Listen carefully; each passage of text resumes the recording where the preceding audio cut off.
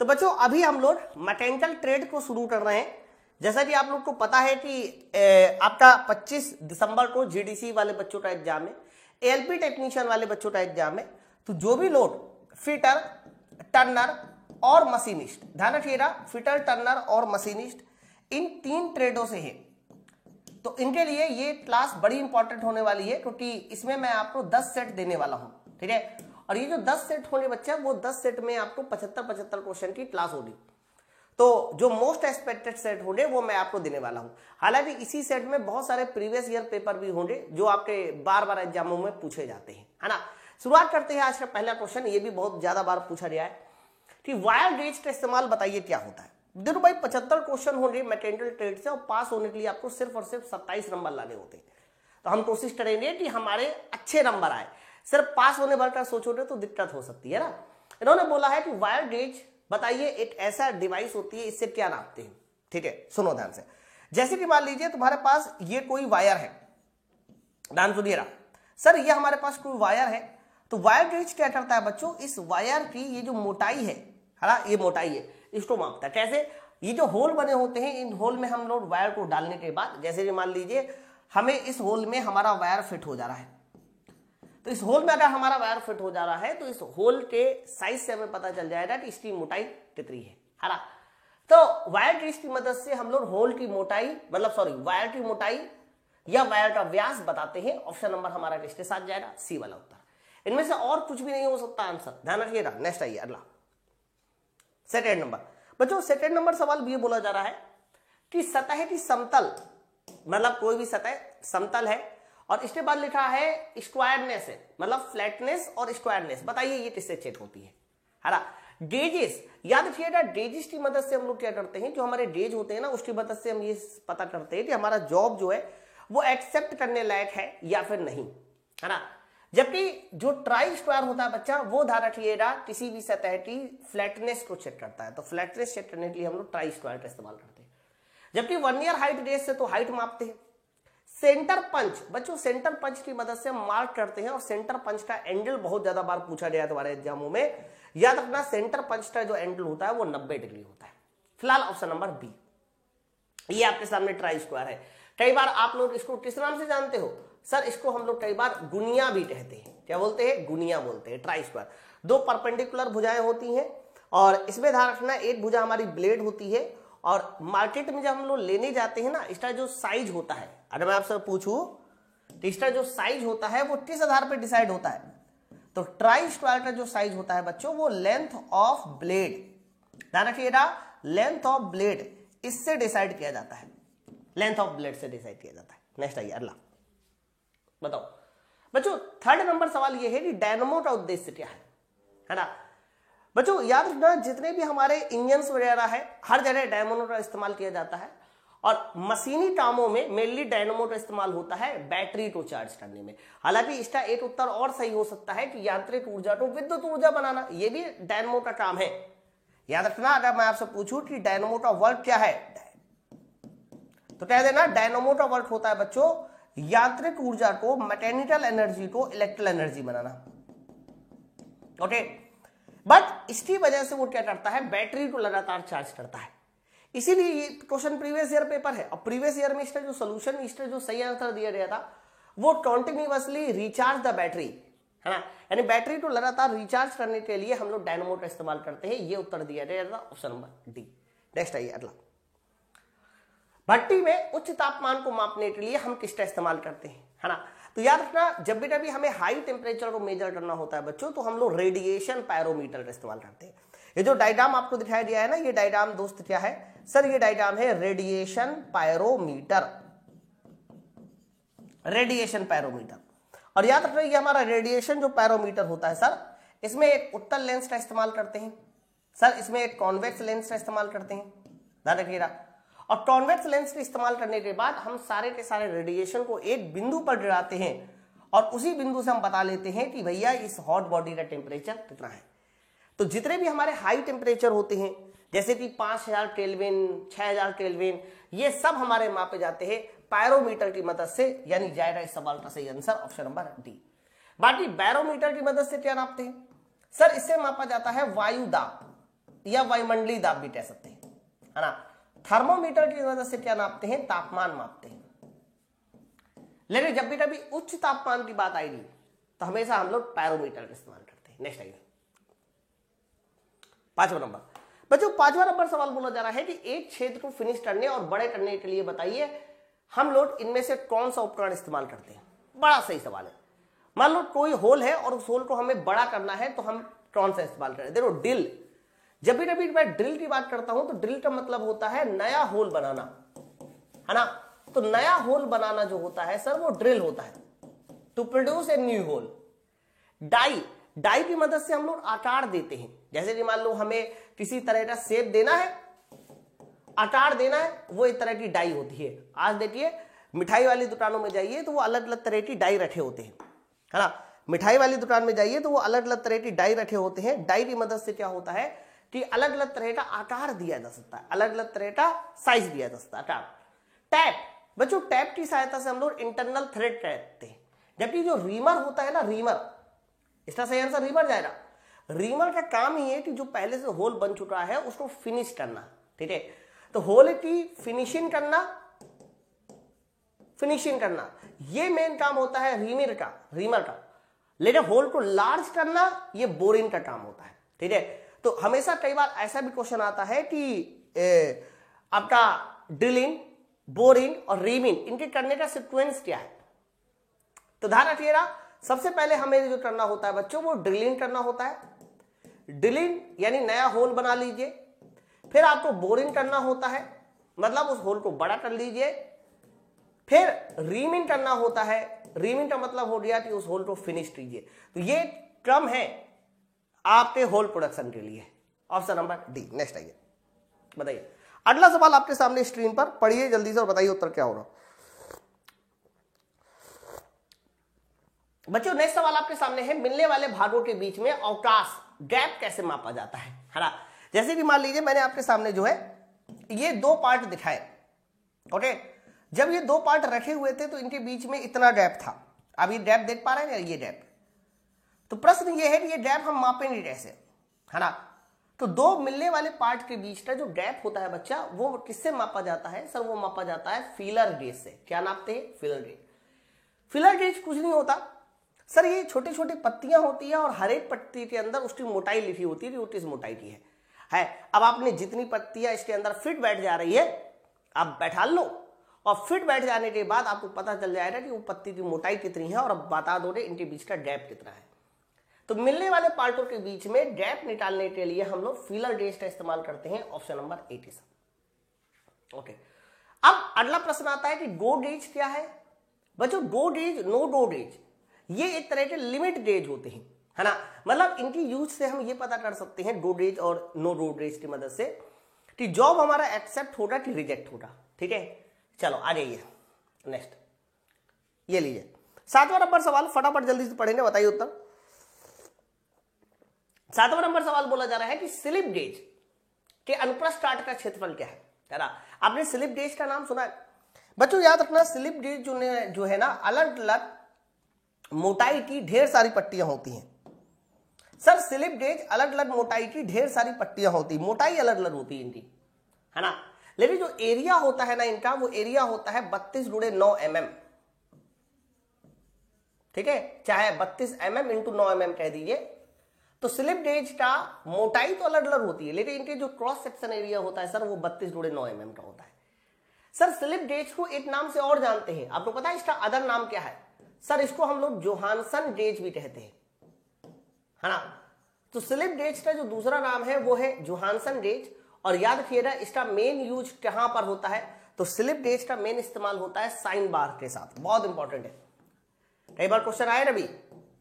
तो sine bar के साथ हम लोग स्लिप गेज का इस्तेमाल करते हैं, साइन बार के साथ। कई बार क्वेश्चन आएगा कि साइन बार के साथ हम इनमें से किसका उपयोग कर सकते हैं, तो आपका आंसर देना है slip gauge, okay. Option number B उत्तर होगा। नेक्स्ट अगला सवाल, ओके। 8वां नंबर सवाल पढ़िए जल्दी से, बताइए। बोला जा रहा है कि वर्नियर बेवल प्रोटेक्टर क्या काम क्या है। जैसे वर्नियर कैलिपर होता है, वर्नियर कैलिपर एक लेंथ में होता है, वैसे ही वर्नियर बेवल प्रोटेक्टर होता है वो ऐसे सर्कल में होता है ना। सर इसकी मदद से हम लोग किसी भी जॉब का इंक्लाइंड एंगल निकालते हैं। जैसे कि मान लीजिए हमारे पास कोई जॉब है और वो जॉब इस तरह से इंक्लाइंड है, तो कितना इंक्लिनेशन एंगल है वो इंक्लिनेशन एंगल हम बता सकते हैं। ठीक है, वो कितना इंक्लिनेशन एंगल है बच्चों, वो इंक्लिनेशन एंगल बताया जा सकता है हमारे जॉब का। बेवल प्रोटेक्टर बोलते हैं। तो वर्नियर बेवल प्रोटेक्टर की मदद से हम लोग क्या निकालते हैं सर, एंगल निकालते हैं। ऑप्शन नंबर सी इसका सही आंसर होगा। बच्चों इसका लीस्ट काउंट कई बार पूछा जाता है, तो याद रखना जब भी कभी वर्नियर बेवल प्रोटेक्टर का सर आपसे बोला जाए लीस्ट काउंट क्या होगा, तो आप कहना इसका लीस्ट काउंट होगा 5 मिनट। कई बार 5 मिनट नहीं रहता तो 1/12 डिग्री भी मिल सकता है ना। तो चाहे आप 1/12 डिग्री कह दो या फिर 5 मिनट कह दो, ये इसका लीस्ट काउंट होता है। मैं बता भी सकता हूं कि ये कैसे निकाला जाता है ना। चलो आ रही नेक्स्ट बताओ, 9वां नंबर पढ़िए जल्दी से, उत्तर दीजिए। अगला सवाल है कि दो समांतर तथा समतली शाफ्ट को कनेक्ट करने में हम लोग किस प्रकार के गियर का उपयोग करेंगे। सर समांतर भी है समतली भी है, वेरी गुड है ना। तो समांतर भी है समतली भी है। तो देखो यहां पर मैंने 2 गियर बनाए। अब दोनों गियर की जो एक्सिस है वो ये रही, ये पहले गियर की दूसरे गियर की है ना। मान लो पहला गियर ऐसे क्लॉकवाइज घूम रहा है तो दूसरा गियर ऐसे एंटी क्लॉकवाइज घूमेगा। तो बच्चों पहले गियर की एक्सिस ये रही देखो, और दूसरे गियर की है, तो दोनों गियर समांतर है ना। तो दोनों गियर समांतर है, समतली है, एक प्लेन में भी है। तो जब भी कभी 2 गियर समांतर और समतली होते हैं उनको जोड़ने के लिए हम लोग स्पूल गियर भी इस्तेमाल कर सकते हैं बच्चों। और याद रखना उसके लिए हेलिकल गियर भी इस्तेमाल करते हैं। हेलिकल गियर भी समांतर और समतली होते हैं, बस स्पूल गियर में क्या होता है दोस्त, सर इसके जो दांते होते हैं वो सीधे होते हैं। स्पूल गियर के दांते कैसे होते हैं, सीधे। और हेलिकल गियर के जो दांते होते हैं वो कैसे होते हैं, तो कहना वो दांते होते हैं सर तिरछे। सिर्फ और सिर्फ इतना अंतर होता है ना। तो आंसर इसका ऑप्शन नंबर ए के साथ जाएगा, स्पूल गियर के साथ जाने वाला है। नेक्स्ट अगला बताइए बच्चों। 10वां नंबर सवाल देखिए क्या है। बोला है निम्न में से किस गियर ट्रेन में पहला और अंतिम गियर की कोएक्सियल होते हैं। पहला और अंतिम गियर की जो एक्सिस है वो कोएक्सियल होते हैं है ना। देखो मैं आपको बताऊं, ये सब गियर ट्रेन है। 4 तरह की गियर ट्रेन होती है। एक होती है सिंपल गियर ट्रेन, एक होती है कंपाउंड गियर ट्रेन, एक होती है रिवर्टेड, और एक और गियर ट्रेन होती है चौथी, सर उसको बोला जाता है एपीसाइक्लिक।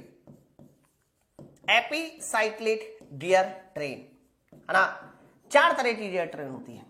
मैं नाम भी बता देता हूं कि इन सब के यूज कहां कहां होते हैं ताकि कोई भी क्वेश्चन आए बन जाए। सर एपीसाइक्लिक गियर ट्रेन का हम लोग कहां इस्तेमाल करते हैं, सर इसका इस्तेमाल किया जाता है डिफरेंशियल गियर में है ना। याद रखिएगा इसका इस्तेमाल कहां किया जाता है, डिफरेंशियल गियर। बच्चों डिफरेंशियल गियर वो गियर होते हैं जो गाड़ी को किसी कर्व में मोड़ने के काम में आते हैं। तो गाड़ी को मोड़ने के लिए हमें डिफरेंशियल गियर के इस्तेमाल करना होता है, और एपीसाइक्लिक गियर ट्रेन का इस्तेमाल डिफरेंशियल गियर में करते हैं। रिवर्टेड गियर ट्रेन बच्चों इसका इस्तेमाल हम लोग घड़ियों में करते हैं। ओके, और लेथ मशीन में एक मैकेनिज्म होती है, उस मैकेनिज्म का नाम होता है बैक गियर मैकेनिज्म है ना। Back gear mechanism. तो जो बच्चों बैक गियर मैकेनिज्म होता है लेथ मशीन में, उसमें भी हम लोग लेथ मशीन में ध्यान रखना रिवर्टेड गियर ट्रेन का इस्तेमाल करते हैं बैक गियर मैकेनिज्म है ना। सिंपल गियर ट्रेन का इस्तेमाल तो जनरली हर जगह होता ही होता है। कंपाउंड गियर ट्रेन का इस्तेमाल हम लोग ज्यादातर मशीन टूल में करते हैं।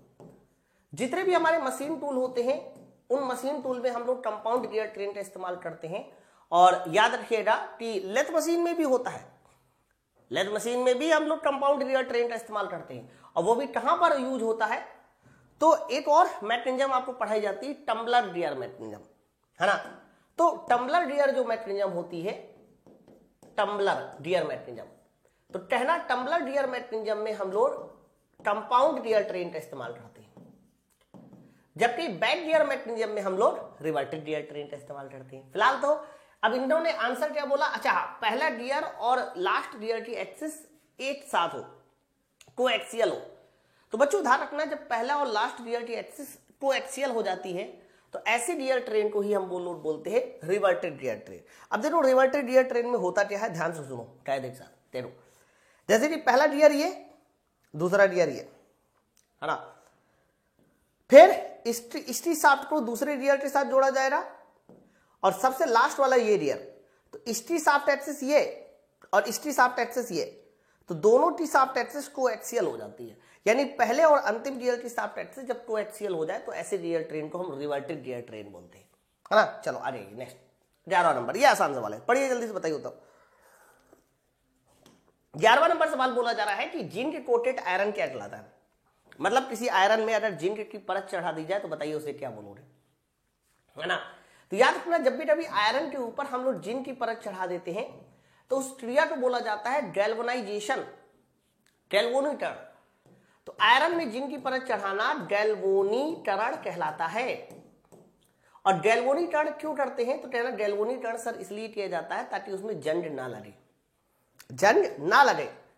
ओके, तो वो आयरन बताइए कौन सा हो जाएगा सर, गैल्वेनाइज्ड आयरन हो जाएगा, ऑप्शन नंबर ए। बाकी ब्लैक आयरन तो भैया देखो कुछ होते नहीं है, फर्जी का ऑप्शन बनाए।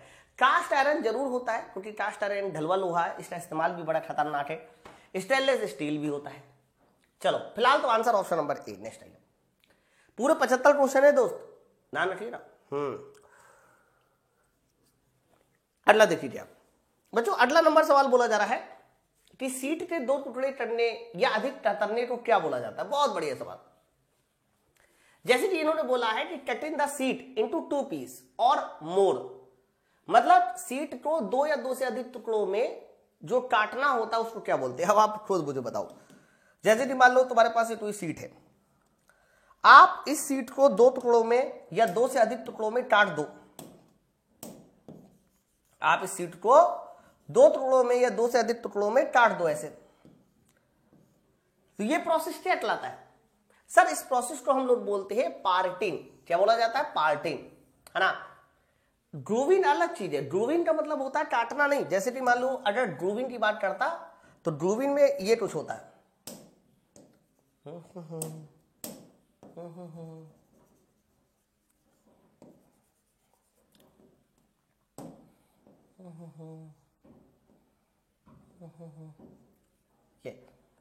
ये जो ऊपर वाला डायग्राम मैंने दिखाया ना सर, ये होता है ग्रूव्स काटना, है ना। ये प्रोसेस होता है तुम्हारा ग्रूविंग। अब पूरी तरह से अलग कर देना, ध्यान रखना, ये प्रोसेस होता है हमारा पार्टिंग। ओके, और दोनों हमारे कह सकते हैं लेथ मशीन में किए जा सकते हैं। ऑप्शन नंबर हमारा डी आएगा क्योंकि इन्होंने साफ साफ बोला है कि कटिंग सीट मतलब काटना है ना, पूरी तरह से काटना है, तो आंसर पार्टिंग के साथ जाएगा। नेक्स्ट आइए 13वां नंबर, बहुत प्यारा सवाल है। छेद आधार सिस्टम में छेद को स्थिर रखकर और वांछित फिट पाने के लिए हम किसका आकार बदलते। बहुत बढ़िया सवाल। देखो मैं पहले बता दूं, सुनो ध्यान से।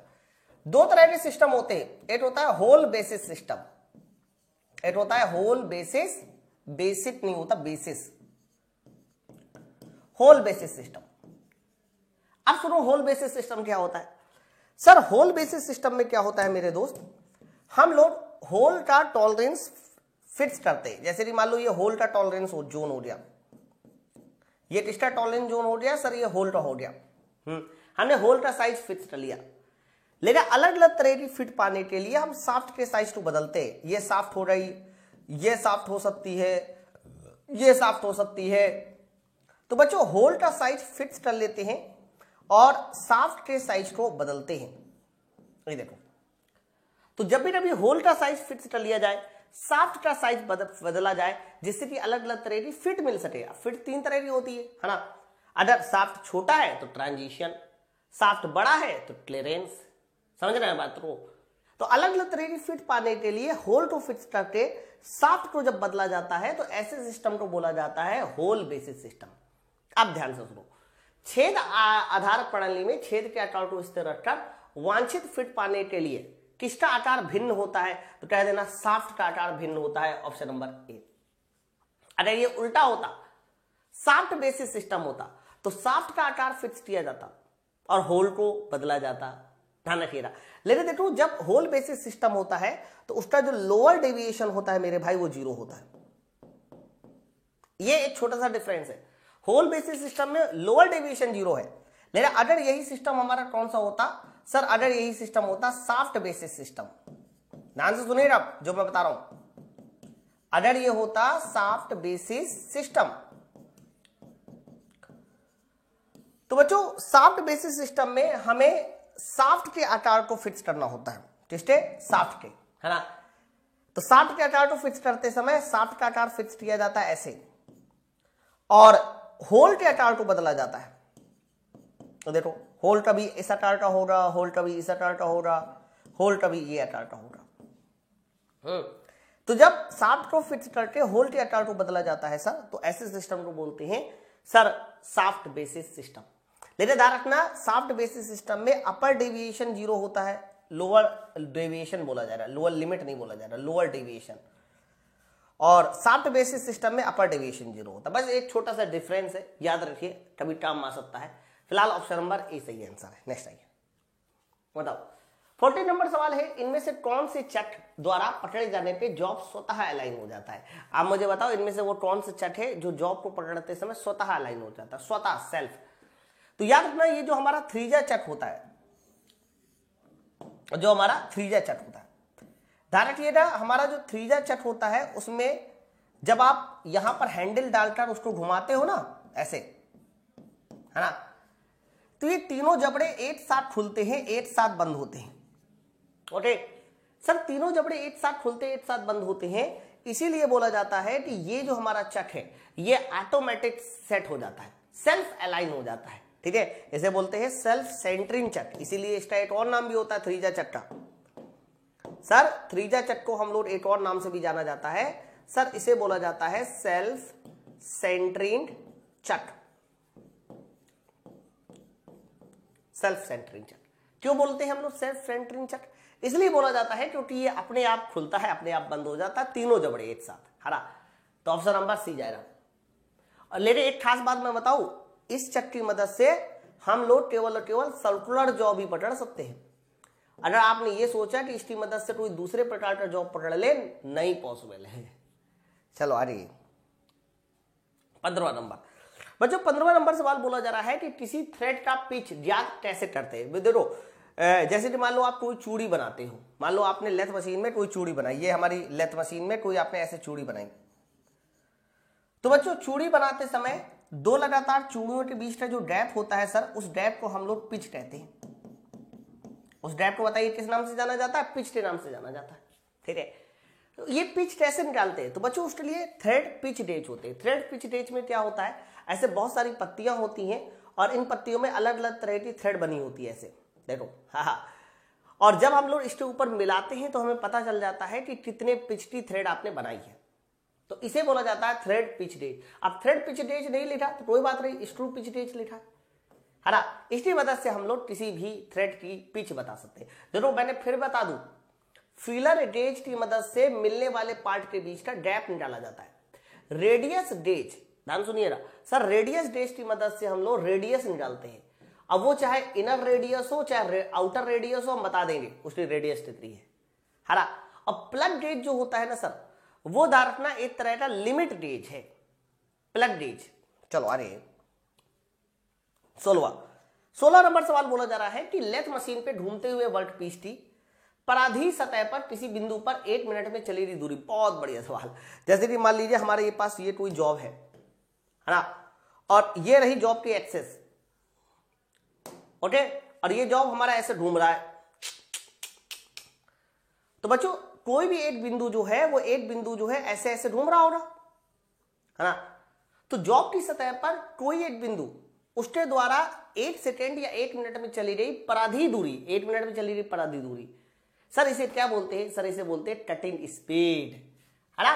और कटिंग स्पीड का बताइए फॉर्मूला क्या होता है? तो कहना कटिंग स्पीड का फॉर्मूला होता है पाई dn डिवाइड बाई 1000। बच्चों ये फॉर्मूला जो कटिंग स्पीड का होता है पाई dn डिवाइड बाई 1000, इसका मात्रक होता है मीटर प्रति मिनट। ठीक है, अब कटिंग स्पीड नहीं है, अच्छा है तो यार ऑप्शन में, ये देखो ऑप्शन नंबर सी आंसर होगा कटिंग स्पीड के साथ। ध्यान रखिए ना, वेरी इंपॉर्टेंट है। देखो पाई dn बटे 8000 कहते हो तो मीटर प्रति मिनट आता है, और अगर आपने कटिंग स्पीड का formula pi dn divide by 60 बताया, पाई dn डिवाइड बाई 60 बताया, तो इसका मतलब हो गया कि इस बार जो मात्रक आएगा वो mm पर सेकेंड आएगा, mm पर सेकेंड। Option number C. चलो नेक्स्ट आइए 17वां नंबर। बच्चों 17 नंबर सवाल बोला जा रहा है कि यदि, अब ये देखो ये लेथ मशीन का सवाल है, यदि आप विषम अटारटी जॉब की फेसिंग करना चाहते हो तो बताइए आप जॉब को कहां पकड़ोगे, है ना। तो याद रखना लेथ मशीन में जितने भी इररेगुलर जॉब होते हैं, इररेगुलर का मतलब क्या होता है, विषम अटारटी जॉब, विषम अटार। तो सर जितने भी इररेगुलर जॉब होते हैं जिनका आकार कोई निश्चित नहीं होता उनको हम लोग फेस प्लेट में पकड़ते हैं। कहां पर, फेस प्लेट में। ध्यान रखिए ना, फेस प्लेट ना एक सर्कुलर प्लेट होती है, ये जो दिखाई दे ना ये फेस प्लेट होती है। हम लोग अलग अलग तरह के विषम आकार के जॉब पकड़ सकते हैं। आप समझ भी पा रहे होंगे, जैसे कि आप यहां देखो ये जॉब इस आकार का है ना। चलिए, लेकिन मेंटल की मदद से हम लोग क्या करते हैं, तो बच्चों मेंटल की मदद से हम लोग खोखले जॉब पकड़ते हैं। कैसे जॉब पकड़ते हैं, खोखले जॉब पकड़ते हैं। केंद्रों के बीच में हम लोग लंबे जॉब पकड़ते हैं, केंद्रों के बीच में हम लोग लंबे जॉब को पकड़ते हैं, है ना। और 3 जबड़ों वाला अगर कोई जॉब है, मतलब सॉरी 3 जबड़ों वाला चक है, तो उसमें हम लोग ध्यान रखना कैसे जॉब पकड़ते हैं सर उसमें हम लोग पकड़ते हैं सर्कुलर जॉब को, ठीक है। तो आप लोगों को ये पता होना चाहिए कि कहां पर हमें कौन सा जॉब पकड़ना है। चलो आगे बढ़ते हैं, नेक्स्ट क्वेश्चन। तो बच्चों अगला सवाल देखिए क्या बोला जा रहा है, क्वेश्चन नंबर 18। कटिंग स्पीड को किसमें मापा जाता है ना। तो मैंने आपको कटिंग स्पीड बता दिया, अब इन्होंने बोला है कि कटिंग स्पीड को हम मापते किसमें। तो याद रखना कटिंग स्पीड का जो मतलब होता है वो सर ऊपर मीटर होना चाहिए, नीचे मिनट। आप चाहे तो मीटर पर मिनट में माप सकते हो, या फिर ऊपर हमारा एमएम हो सकता है, नीचे सेकेंड हो सकता है। मतलब इस तरह का जो भी मात्रक बनेगा उसमें हम कटिंग स्पीड को माप सकते हैं। ओके, तो बच्चों मीटर पर मिनट हो चाहे फुट पर मिनट हो, किसी भी में मापा जा सकता है। इसीलिए इसका सही आंसर जाएगा ऑप्शन नंबर हमारा सी वाले उत्तर के साथ। दोनों नहीं लगा सकते भाई, ए या बी में से कोई एक, है ना बच्चों, इसी में तुम मापोगे ना। तो इसका सही आंसर क्या हो जाएगा, ऑप्शन नंबर सी के साथ जाना चाहिए कि ए और बी में से कोई एक मापोगे। ऑप्शन नंबर हमारा सी। नेक्स्ट आइए बच्चों, अगला सवाल देखिए 19। निम्न में से कौन सा चैम्फरिंग का उद्देश्य है। आप पहले मुझे बताओ चैम्फरिंग क्यों जाती है ना। तो जब आपसे बोला जाता है चैम्फरिंग क्यों की जाती है, तो इसका मतलब ये होता है कि जैसे कि मान लीजिए हमारे पास ये कोई जॉब है, जॉब का ये जो किनारा है ना जो एकदम नुकीला है बच्चों, इसी नुकीले किनारे को हमें इस तरह से एक ऐसा किनारा देना होता है ना। तो नुकीला किनारा खत्म करने के लिए ही तो हम चैम्फरिंग करते हैं। इधर हो, तो चैम्फरिंग का मेन उद्देश्य यही होता है कि आप अपने नुकीले किनारे को खत्म कर दो। तो शार्प कॉर्नर से बचने के लिए ऑप्शन नंबर बताइए किस तरह जाएगा, ए वाला उत्तर जाएगा शार्प कॉर्नर से बचने के लिए। चूड़ी काटने से पहले ये सब देखो, चूड़ी काटने से पहले मान लो होता जरूर है, लेकिन मेन उद्देश्य यही है चैम्फरिंग करने का। बात सही है कि जब भी कभी हम कहीं चूड़ी काटते हैं तो उससे पहले हम चैम्फरिंग करते हैं, ध्यान रखिएगा। लेकिन इन्होंने बोला है शार्प कॉर्नर से बचने के लिए, ये एकदम सही है, सबसे मेन उद्देश्य यही है। ओके, लेकिन इन्होंने एक आंसर और दिया भैया, ऑल ऑफ दीज। अब थोड़ा समझना पड़ेगा यार, क्या सारे आंसर सही है। अब चूड़ी काटने से पहले ये एकदम सही है, हम लोग चूड़ी काटने से पहले चैम्फरिंग भी करते हैं। चैम्फरिंग क्यों की जाती है, ताकि यहां पर चूड़ी कट सके, है ना। होल शाफ्ट असेंबली को आसान बनाने के लिए, ये भी एकदम सही है यार। तो बच्चों मुझे लगा कि केवल ऑप्शन नंबर ए ही उसका सही सटीक उत्तर है, लेकिन जब हमने देखा कि ऑल ऑफ अबव है ऊपर ऑप्शन में, तो आपको ऑल ऑफ अबव लगाना चाहिए आंसर, है ना। सिर्फ ए नहीं लगाना चाहिए, क्योंकि यहां पर जो है ना ऑल ऑफ अबव है। अगर नहीं होता तो फिर मैं ऑप्शन नंबर ए लगा देता। बात समझे ना। तो आपका इससे जो सही आंसर जाएगा वो ऑप्शन नंबर डी वाले उत्तर के साथ जाना चाहिए, ऑल ऑफ अबव के साथ। नेक्स्ट आइए अगला सवाल 20वां। बच्चों 20वां नंबर सवाल बोला जा रहा है कि करते समय कैरेज को लॉक किया जाता है, इनमें से वो कौन सा ऑपरेशन है जिसमें कैरेज हमारा लॉक हो जाता है। अब आप बताओ, सबसे पहले टर्निंग में तो हम अपने कैरेज को लेके आगे पीछे करते। ड्रिलिंग, बच्चों ड्रिलिंग में कैरेज का कोई इस्तेमाल ही नहीं है। ड्रिलिंग में क्या करते हैं कि हम अपने जॉब को हेड स्टॉक में पकड़ लेते हैं और टेल स्टॉक में टूल बांधते हैं। ध्यान रखिएगा, जब हम लोग ड्रिलिंग करते हैं उस समय हम लोग टूल को कहां बांधते हैं सर, टेल स्टॉक में, है ना। तो जब ड्रिलिंग करते समय टूल को हमें टेल स्टॉक में बांधना ही है, तो इसका मतलब पता क्या हुआ सर, इसका मतलब साफ साफ हुआ कि हमें यहां पर कैरेज को जो है क्या करना पड़ेगा सर, लॉक करना पड़ेगा। तो कैरेज को लॉक करने वाला प्रोसेस होगा drilling. Option number B. Next आइए 21। बच्चों ये सवाल हमारे इंजन का सवाल है, कई बार छोटे मोटे सवाल इंजन के भी पूछ लेता है। पिस्टन रिंगों में सबसे ऊपर वाली रिंग का नाम क्या है ना। देखो मैं आपको बता दूं, जब भी कभी आप किसी पिस्टन को देखें, जैसे कि मान लीजिए ये आपके सामने पिस्टन है ना, तो पिस्टन में जो ऊपर वाली 2 रिंग होती हैं, बच्चों ध्यान रखना, इन दो रिंगों को नाम देते हैं हम लोग कॉम्प्रेशन रिंग। सर इन दो रिंगों को नाम देते हैं हम लोग कॉम्प्रेशन रिंग। ये हमारी कॉम्प्रेशन रिंग है ना। जबकि जो नीचे वाली रिंग होती है बच्चों, उसको बताइए किस नाम से जाना जाता है? सर उसको बोला जाता है ऑयल रिंग। ये हमारी ऑयल रिंग है। तो इन्होंने कौन वाली रिंग पूछी है, देख लीजिए। सर इन्होंने जो पूछा है वो हमारी ऊपर वाली रिंग पूछा है, तो ऑप्शन नंबर बी के साथ जाना चाहिए। सर कॉम्प्रेशन रिंग के साथ जाना चाहिए, ऑप्शन नंबर बी सवाल का सही उत्तर होगा। ठीक है, और इनके मटेरियल भी याद रखो कि इनके मटेरियल क्या होते हैं, तो कह देना कॉम्प्रेशन रिंग और ऑयल रिंग के जो मटेरियल होते हैं बच्चों, वो कास्ट आयरन होता है। क्या होता है? कास्ट आयरन होता है, ध्यान रखिएगा। चलो आगे नेक्स्ट अगला सवाल बोला जा रहा है कि धातुओं में अनिलीन क्यों की जाती है। ये हमारा मटेरियल साइंस से सवाल है। हीट ट्रीटमेंट आपने नाम सुना होगा बच्चों। अनिलीन करने का उद्देश्य क्या है, तो कहना अनिलीन हीट हो जाती है, कहना जब हम वस्तु को गर्म करते हैं और धीरे धीरे ठंडा करते हैं। ध्यान रखना, अनिलीन में वस्तु को कहां पर ठंडा किया जाता है, तो भट्टी में ही ठंडा करते हैं, इन फर्नेस। और फर्नेस में ठंडा करते हैं, और कैसे ठंडा करते हैं, तो कह देना स्लो कूलिंग से ठंडा करते हैं, स्लो कूलिंग। तो अनिलिंग प्रोसेस में भट्टी को में पहले जॉब को गर्म करते हैं, गर्म करने के बाद स्लो कूलिंग करते हैं, धीरे धीरे ठंडा करते हैं, जिससे कि इंटरनल स्ट्रेस दूर हो जाता है। इसका मेन उद्देश्य होता है जॉब को सॉफ्ट करना, इंटरनल स्ट्रेस दूर करना, है ना। आकार को बढ़ाता है गलत, है ना, चालकता कम करता है, ये सब गलत है। इसका मेन उद्देश्य होगा बच्चा ऑप्शन नंबर ए के साथ आंतरिक प्रतिबल को कम करना। अनिलिंग करने से वजह से जॉब हमारा सॉफ्ट हो जाता है, साथ साथ इंटरनल जो ट्रैक्स होते हैं वो दूर हो जाते हैं। इंटरनल ट्रैक्स दूर होना मतलब आंतरिक प्रतिबल दूर होना, ऑप्शन नंबर ए। नेक्स्ट आइए, सिलेंडर का हेड किसका बना होता है। याद रखना, जब भी कभी हम सिलेंडर के हेड की बात करते हैं तो वो दो मटेरियल का बनाया जा सकता है, कास्ट आयरन का बनाया जा सकता है या फिर एल्यूमिनियम का बनाया जा सकता है ना। लेकिन जब भी कभी ऑप्शन में तुम्हें एल्यूमिनियम ना नजर आए तो सिर्फ कास्ट आयरन बताइए, लेकिन इन्होंने एल्यूमिनियम दिया हुआ है आंसर, इसीलिए ऑप्शन नंबर सी के साथ जाएगा कि कास्ट आयरन एंड एल्यूमिनियम इसका बनाया जा सकता है। ओके, याद रखिएगा ऑप्शन नंबर सी। नेक्स्ट आइए, स्टील के सामान्यीकरण। सामान्यीकरण का मतलब होता है नॉर्मलाइजेशन। ये भी हमारा एक तरह का कैसा प्रोसेस है सर, स्टील का नॉर्मलाइजेशन भी हमारा हीट ट्रीटमेंट प्रोसेस है। इसमें भी हम अपने जॉब को गर्म करते हैं, और जॉब को कहां गर्म करते हैं सर, स्टील के अपर क्रिटिकल टेम्परेचर के ऊपर गर्म करते हैं, है ना।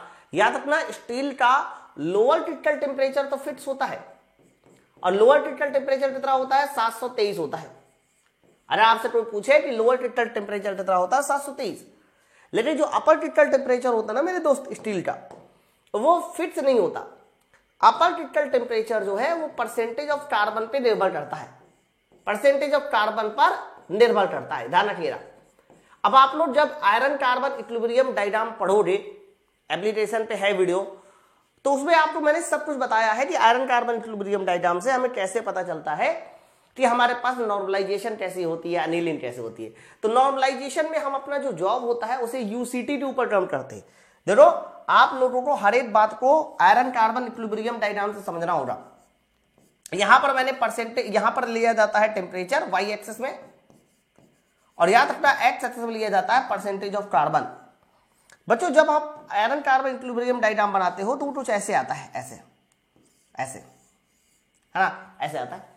फिर आपको टेम्परेचर भी पूछा जाता है कि ये कितना टेम्परेचर होगा, तो ये टेम्परेचर होता है ये परसेंटेज ऑफ कार्बन होता है 0.83, यहां पर ये टेम्परेचर होता है 723, यहां पर ये टेम्परेचर होता है 910, और बच्चों यहां का टेम्परेचर होता है वो होता है 1130। किताबों में आपको 1147 भी देखने को मिल सकता है ना। तो जब भी कभी हमें नॉर्मलाइजेशन करना होता है तो नॉर्मलाइजेशन करते समय किसी भी प्रकार के स्टील को हमें अपर क्रिटिकल टेम्परेचर से ऊपर गर्म करना होता है, और कितना ऊपर गर्म करना होता है तो याद रखना वो 30 से 50 डिग्री सेंटीग्रेड ऊपर गर्म करना होता है ना। फिर गर्म करने के बाद आप नॉर्मलाइजेशन में जो ठंडा करते हो ना, वो ध्यान रखना स्टिल एयर में ठंडा किया जाता है। स्टिल एयर का मतलब हो गया रुकी हुई हवा। सर स्टिल एयर में ठंडा करते हैं जिससे कि जॉब के अंदर इंटरनल स्ट्रेस दूर हो जाते हैं, है ना। नॉर्मलाइजेशन का काम भी है जॉब को हमारा सॉफ्ट करना, लेकिन ये उतना ज्यादा सॉफ्ट नहीं कर पाता जितना ज्यादा हमारा अनिलिंग प्रोसेस करता है, ध्यान रखिएगा। ओके, फिलहाल हम अपने जॉब को अपर क्रिटिकल टेम्परेचर से कितना ऊपर गर्म करते हैं, 30 से 50, और इसलिए 30 से 50 तक गर्म करते हैं कि यहां पर अच्छे से गामा आयरन बन जाए। क्योंकि जितना अच्छे से गामा आयरन बनेगा हमारे जॉब में उतनी ज्यादा सॉफ्टनेस आएगी स्लो टूलिंग करने के बाद। ऑप्शन नंबर सी हमारा सवाल का सही आंसर है। नेक्स्ट आइए बच्चों, अगला सवाल 25 नंबर बोला जा रहा है, खराद मशीन में ड्रिल और रीमर जैसे टूल को हम कहां पकड़ते हैं, है ना। तो याद रखना जितने भी हमारे ड्रिलिंग रीमर यानी जितने भी होल करने वाले टूल होते हैं, यहां तक कि बोरिंग टूल, वो सब लेथ मशीन में टूल पोस्ट में नहीं पकड़े जाते, ना ही टैरेज में पकड़े जाते। एक्चुअली में ये सारे के सारे पकड़े जाते हैं हमारे टेल स्टॉक में। कहां पर पकड़े जाते हैं सर? टेल स्टॉक में। टेल स्टॉक में ही हम लोग ड्रिलिंग बोरिंग टूल को पकड़कर अपनी प्रोसेस को अंजाम देते हैं। ना देखिएगा। नेक्स्ट आइए 26 बच्चों, 26 नंबर सवाल में बोला जा रहा है कि 0.45% से 0.6% के बीच कार्बन है, तो आप मुझे बताइए इनमें से कौन सा होगा, है ना। अब देखो बहुत ध्यान से सुनना, मैं आपको पहले बता दूं ये सारे के सारे प्रकार प्लेन कार्बन स्टील के हैं, है ना। अब मैं जो बता रहा हूं उसको ध्यान से सुनो बच्चों। ध्यान रखना एक स्टील होता है जिसको बोलते हैं हम लोग प्लेन कार्बन स्टील। आपने नाम सुना है? सर प्लेन कार्बन स्टील का क्या मतलब होता है? सर प्लेन कार्बन स्टील का मतलब ये होता है कि जिसमें आयरन हो, आयरन के साथ कार्बन हो, बस। इसके अलावा कोई भी चौथी चीज तीसरी चीज नहीं होनी चाहिए। आयरन के अलावा कार्बन होना चाहिए, that is called plain carbon steel. और याद रखना प्लेन कार्बन स्टील हमारा कितने तरह का होता है? सर प्लेन कार्बन स्टील हमारा 4 तरह का होता है। 4 तरह का होता है। सर क्या होता है प्लेन कार्बन स्टील, मैं बताता हूं। तो प्लेन कार्बन स्टील में सबसे पहला जो स्टील होता है सर उसको बोलते हैं डेड कार्बन स्टील, है। तो डेड कार्बन स्टील ध्यान रखना ये हमारा पहला स्टील है। दूसरा होता है माइल्ड स्टील। आपको मैं बता दूं माइल्ड स्टील का ही एक और नाम भी होता है सर, इसी को हम लोग लो कार्बन स्टील भी कहते हैं। और अगला होता है मीडियम कार्बन स्टील, और याद रखना अगला होता है तुम्हारा हाई कार्बन स्टील। ओके, तो ये प्लेन कार्बन स्टील मेनली 4 तरह के होते हैं। इसमें परसेंटेज ऑफ कार्बन आपसे पूछे जाते हैं, तो ध्यान रखना जो डेड कार्बन स्टील है ना, इसमें परसेंटेज ऑफ कार्बन 0.15% से कम होगा, जबकि माइल्ड स्टील में जो परसेंटेज ऑफ कार्बन है सर वो 0.15 से लेकर 0.45 तक होगा। और मीडियम कार्बन स्टील में परसेंटेज ऑफ कार्बन 0.45 से लेकर 0.8 तक होगा। हाँ, ये सब परसेंटेज में चल रहा है। और हाई कार्बन स्टील में ध्यान रखना परसेंटेज ऑफ कार्बन 0.8 से शुरू होते होते 1.5% तक जाने वाला है। तो आप लोगों को हर एक कार्बन में परसेंटेज ऑफ कार्बन पता होना चाहिए। अब प्रश्न भी देखो उसी चीज का, 0.45 से 0.6। अब 0.45 से 0.6 इसी रेंज में आएगा ना, इसीलिए इसका बताइए आंसर किसके साथ जाएगा? ऑप्शन नंबर ए के साथ जाएगा, मीडियम कार्बन स्टील के साथ जाएगा, है ना। बड़ा प्यारा सवाल था। नेक्स्ट आइए अगला, और इंपॉर्टेंट भी था बच्चों। 27 नंबर सवाल बोला जा रहा है इनमें से कौन सी धातु कठोर है? तो बच्चों इन्होंने कठोर धातु पूछी है, तो डायमंड धोखे से भी न कह देना, क्योंकि डायमंड धातु नहीं है। आप लोगों के मन में आ रहा अच्छा कठोर पूछ रहा है तो भैया आप डायमंड लगा दो। डायमंड उत्तर नहीं होगा, क्योंकि डायमंड धातु नहीं अधातु है ना। बात करते हैं टंगस्टन। बच्चों टंगस्टन कठोर तो होता है, लेकिन उतना भी ज्यादा कठोर नहीं होता कि उसको सबसे कठोर कहा जाए। यह अलग बात है कि टंगस्टन का जो है सबसे ज्यादा मेल्टिंग पॉइंट होता है। सर टंगस्टन का जो मेल्टिंग पॉइंट होता है बड़ा हाई होता है, हाई मेल्टिंग टेम्परेचर होता है टंगस्टन का, ये इसके अंदर खूबी है। लेकिन सबसे कठोर धातु की बात की जाए कि सबसे कठोर धातु कौन सी है, तो कह देना वो हमारा प्लेटिनम के साथ जाना चाहिए। ठीक है, प्लेटिनम के साथ। तो प्लेटिनम हमारा ध्यान रखना कठोर होता है, हार्ड होता है ना। चलो आ जाइए नेक्स्ट 28 नंबर। बच्चों 28 नंबर देखिए क्या है, गो और नो गो डेज का उद्देश्य क्या है ना। बच्चों आप लोग को पूरा डिटेल पता होना चाहिए कि गो डेज क्या होता है, नो गो डेज क्या होता है। बड़ा आसान होता है, कुछ नहीं होता। जैसे कि मान लीजिए मैंने ये होल बनाया, अब मुझे इस होल की जांच करनी है कि ये होल सही बना है कि गलत बना है। तो या तो मैं इसको नापूं, लेकिन वर्नियर कैलिपर से अगर मैं नापने जाऊंगा ना तो समय ज्यादा लगता है। उसी समय को कम करने के लिए हमने गेजेस बना लिए। क्या बना लिए? गेजेस, है ना। बच्चों गेजेस के 2 सिरे होते हैं, ध्यान रखिएगा। गेजेस के कितने सिरे होते हैं? 2 सिरे होते हैं। ऐसे ध्यान रखना, एक सिरा बनाया जाता है गो सिरा और दूसरा सिरा बनाया जाता है नो गो सिरा। तो ये होल सही है कि गलत है, इसके लिए हमने एक सिरा गो बनाया, दूसरा नो गो बनाया, यानी गो वाला सिरा चला जाएगा तो होल सही है, और नो गो वाला नहीं जाएगा तो होल सही है। ठीक है, तो हम लोग जो है ना हाथ में होल लेकर गो वाले को अंदर डालते हैं, चला गया इट्स ओके, सही है। नो गो वाले को डाला, नहीं दिया, इसका मतलब होल हमारा परफेक्ट है। तो होल के परफेक्शन को तेज बनाने के लिए, कि होल की एक्यूरेसी को चेक करने के लिए हमने इस तरह से डेजेस बना रखे हैं बहुत सारे। और याद रखना, इन्हीं को हम लोग लिमिट डेज के नाम से भी जानते हैं। क्यों भैया लिमिट डेज को कहते हो? क्योंकि जब ये डेज बनाए जाते हैं तो इनमें से एक अपर लिमिट पे बनाया जाता है तो दूसरा लोअर लिमिट पे बनाया जाता है। उल्टा भी हो सकता है, डिपेंड करता है कि डेज कौन सा है, डिपेंड करता है डेज कौन सा है, उल्टा ही बनाया जाता है। गो डेज वाला जो सिरा होता है उसको हम लोग हरे कलर से कोडिंग करते हैं, और नो गो डेज वाला जो सिरा है सर वो लाल कलर से कोडिंग की जाती है, ध्यान रखिएगा। और इन सबको बताइए हम किस नाम से जानते हैं? सर लिमिट डेज के नाम से जानते हैं, ऑप्शन नंबर सी। ठीक है, देखो स्लिप डेज आपको पता है पतली पतली प्लेटें होती है, पिच डेज आपको पता है पिच निकालता है, और रेडियस डेज से बताइए क्या पता चलता है? Sir radius. नेक्स्ट आइए अगला 29 नंबर। बच्चों 29 नंबर बोला जा रहा है कि जब किसी छोटे आकार का, या इन्होंने देखो लाइन क्या बोली, जब किसी छोटे छेद का आकार सबसे बड़े शाफ्ट के आकार से भी बड़ा हो, बहुत बड़ी बात है ना। सबसे छोटे छेद का आकार, आप ध्यान से सुनिएगा, सबसे छोटे छेद का आकार का मतलब हो गया होल का जो मिनिमम साइज है, होल का मिनिमम साइज बच्चों वो तुम्हारे शाफ्ट के बड़े वाले साइज यानी शाफ्ट के मैक्सिमम साइज से भी बड़ा है। आप लाइन को थोड़ा ध्यान से सुनिए, तो सर होल का मिनिमम साइज शाफ्ट के मैक्सिमम साइज से भी बड़ा है, तो बताइए ऐसी फिट को हम किस नाम से जानते हैं? तो जब होल बड़ा होता है बच्चों, हरा होल का छोटा वाला साइज भी शाफ्ट के साइज से बड़ा होता है, तो ऐसी फिट को बोला जाता है क्लीयरेंस फिट। क्या बोला जाता है? Clearance fit. तो सवाल का सही आंसर ऑप्शन नंबर ए होगा, क्लीयरेंस फिट के साथ। बच्चों हमारा एक और होती है ट्रांजिशन फिट। ट्रांजिशन फिट की पता है क्या कंडीशन होती है ना? सर ट्रांजिशन फिट की कंडीशन होती है कि शाफ्ट का मिनिमम साइज, ध्यान से सुनिएगा, शाफ्ट का मिनिमम साइज सर वो होल के मैक्सिमम साइज से बड़ा हो। ट्रांजिशन नहीं बोला जाता, उसको इंटरफेरेंस बोला जाता है। ठीक है, मैं यहां पहले कंडीशन लिख दे रहा हूं, शाफ्ट का मिनिमम साइज होल के मैक्सिमम साइज से बड़ा हो, मतलब छोटी वाली शाफ्ट भी होल से बड़ी हो। तो जब शाफ्ट बड़ी होगी तो ऐसी फिट को बताइए हम किस नाम से जानते हैं? सर ऐसी फिट को बोलते हैं इंटरफेरेंस फिट। इंटरफेरेंस फिट, जिसको हिंदी में बताइए किस नाम से जाना जाता है? बाधा फिट बोलते हैं, बाधा फिट, है ना।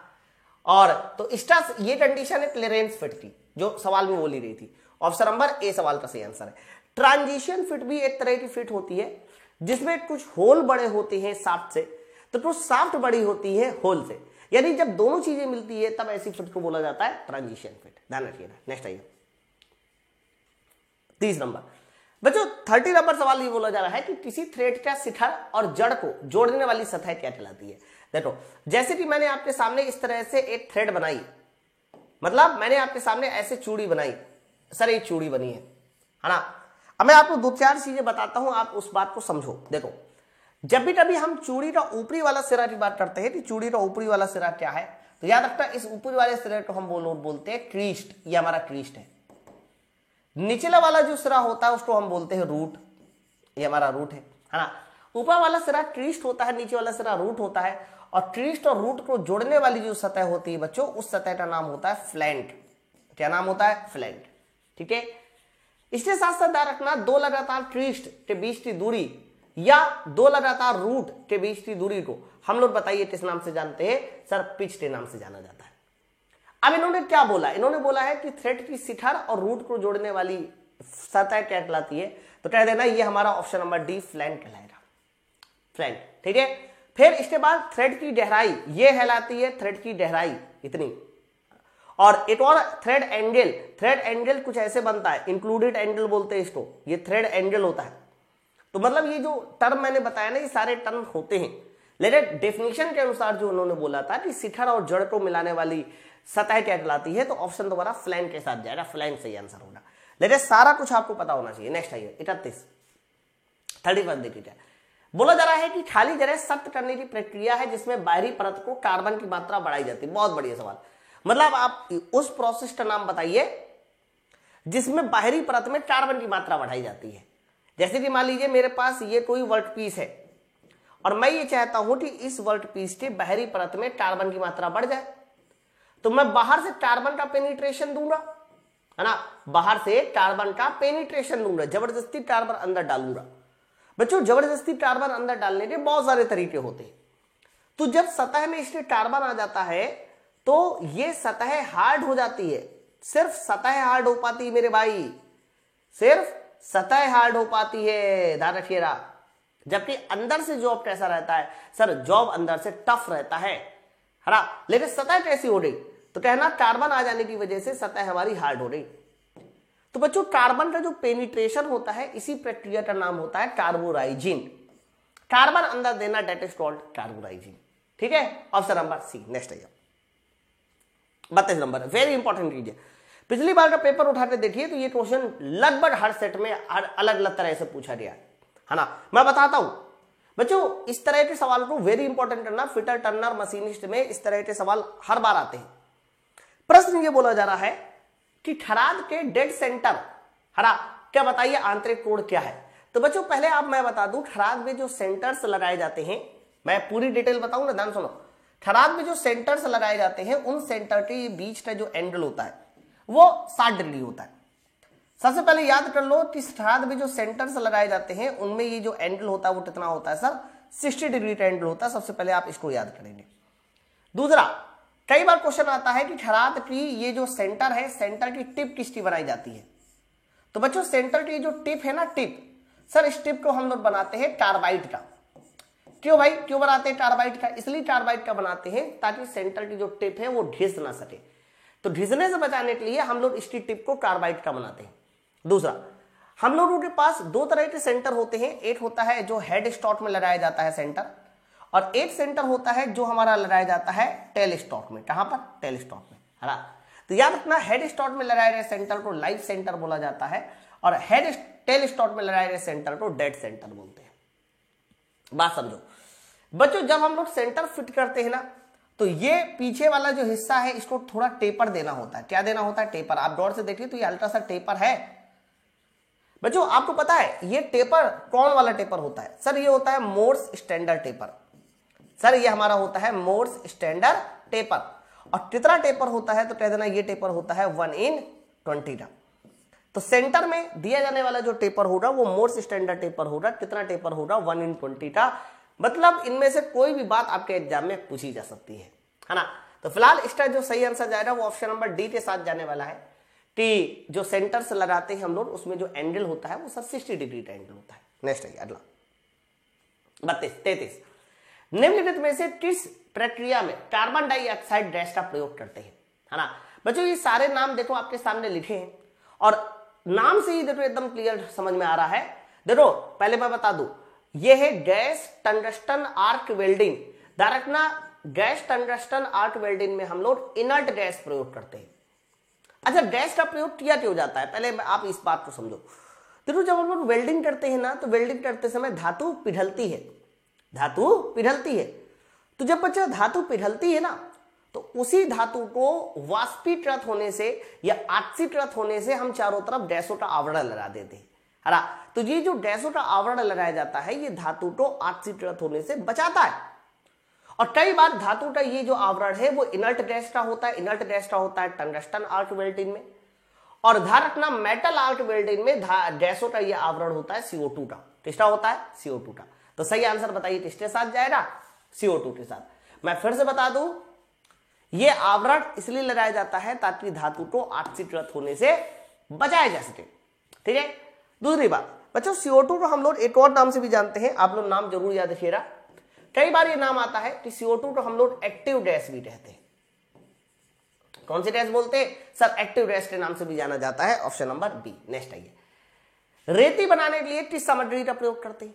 बच्चों आपको पता है कि फाइल, जिसको आप रेती बोलते हो, फाइल, है ना। तो फाइल में, फाइल क्या है? एक तरह का कटिंग टूल ही तो है। फाइल क्या है? तो सर फाइल जो है एक तरह का कैसा टूल है? सर फाइल एक तरह का कटिंग टूल ही तो है।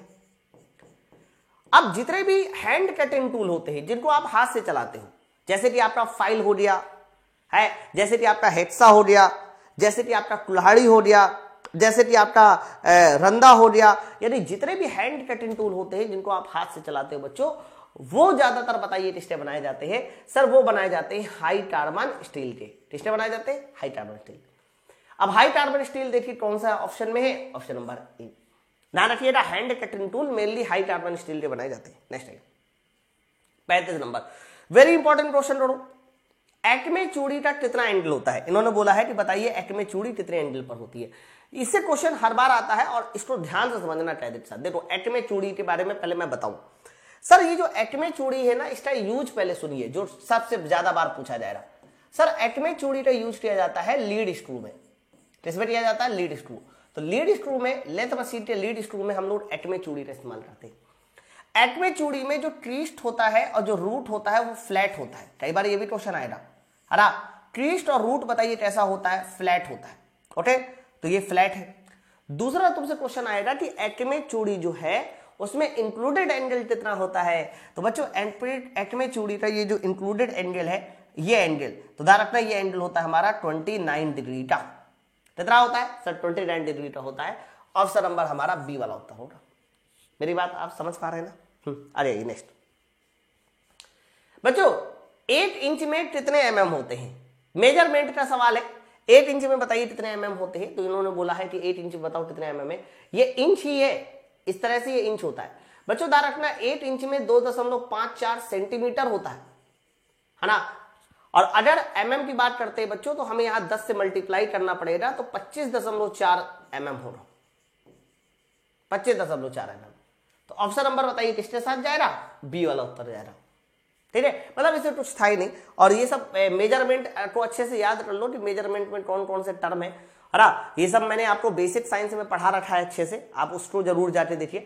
प्रश्न देखिए क्या, steel rule is made of which metals? यानी जो स्टील की रूल है वो बताइए इनमें से किस पदार्थ की बनाई जाती है? तो याद रखना जो स्टील की रूल है, स्टील की छड़ है, वो हम चाहते हैं कि कभी उसमें जंग ना लगे। तो उसे जंग से रोकने के लिए हम लोग हमेशा उसको किसका बनाते हैं? सर स्टेनलेस स्टील का बनाया जाता है, जिससे कि उसमें कभी जंग ना लगे। Stainless steel.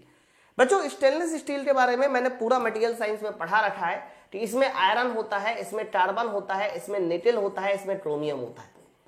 स्टेनलेस स्टील में यही मेन 4 कंपोनेंट होते हैं। स्टेनलेस स्टील में कभी भी जंग नहीं लगता, और जंग किसकी वजह से नहीं लगता? तो कह देना ये सर क्रोमियम की वजह से जंग नहीं लगता। निकेल की वजह से वो हमेशा हाई टेम्परेचर सहन करता है ना। तो आंसर इसका किसके साथ जाएगा? ऑप्शन नंबर ए वाले उत्तर के साथ, स्टेनलेस। क्वेश्चन नंबर 38 देखिए क्या बच्चों बोला जा रहा है कि what is the size of try square? आप मुझे बताओ ट्राई स्क्वायर का साइज किससे मापा जाता है ना। आपको पता है कि ट्राई स्क्वायर का मेन इस्तेमाल क्या है? तो कह देना ये फ्लैटनेस चेक करता है। हमारे जॉब की क्या चेक करता है बच्चों? फ्लैटनेस, कि हमारा जॉब कितना फ्लैट है। तो फ्लैटनेस चेक करने के लिए हम लोग ट्राई स्क्वायर का इस्तेमाल करते हैं, है ना। बच्चों ध्यान रखना मार्केट में जो ट्राई स्क्वायर लिए जाते हैं ना, वो लेंथ ऑफ ब्लेड से लिए जाते हैं, ब्लेड की लंबाई कितनी है। ठीक है कोई? ये देखिए ऑप्शन नंबर बी वाला उत्तर जाएगा the working length of blade. The working length of blade, ध्यान रखना ये स्पेसिफिकेशन करने का तरीका होता है ना। मार्केट में जाओगे कहोगे ट्राई स्क्वायर दीजिए, तो वो लंबाई के अनुसार ही ट्राई स्क्वायर दे रहा। नेक्स्ट 39 नंबर, डियर की एक जोड़ी में पूरी गहराई क्या होती है? देखो मैंने इसको इससे पहले बता रखा है पूरी गहराई क्या होती है। तो याद रखना जब भी कभी हम टोटल डेप्थ की बात करते हैं कि डियर के टोटल डेप्थ क्या होनी चाहिए, तो कह रहा टोटल डेप्थ का मतलब होता है कि आप अडेंडम और डिडेंडम को उठा के जोड़ दो। जब भी कभी अडेंडम और डिडेंडम आपस में जोड़ जाएंगे तो याद रखना वो हमारा क्या मिल जाएगा? टोटल डेप्थ मिल जाएगा। Option number A. ओके बच्चों इन्होंने एक ऑप्शन लिखा है डिडेंडम माइनस एडेंडम। याद रखना ये जो डिडेंडम माइनस एडेंडम होता है मेरे दोस्त, ये किसी भी गियर धातु की क्लेरेंस होता है। क्या होता है? क्लेरेंस होता है। ट्वाइस द अडेंडम, अडेंडम का डबल। ध्यान रखना अडेंडम का जब भी कभी हम डबल करते हैं तो याद रखिएगा वो किसके बराबर आ जाता है? सर वो आ जाता है वर्किंग डेप्थ के बराबर। सर वो आता है तुम्हारा वर्किंग डेप्थ के बराबर, ध्यान रखिएगा।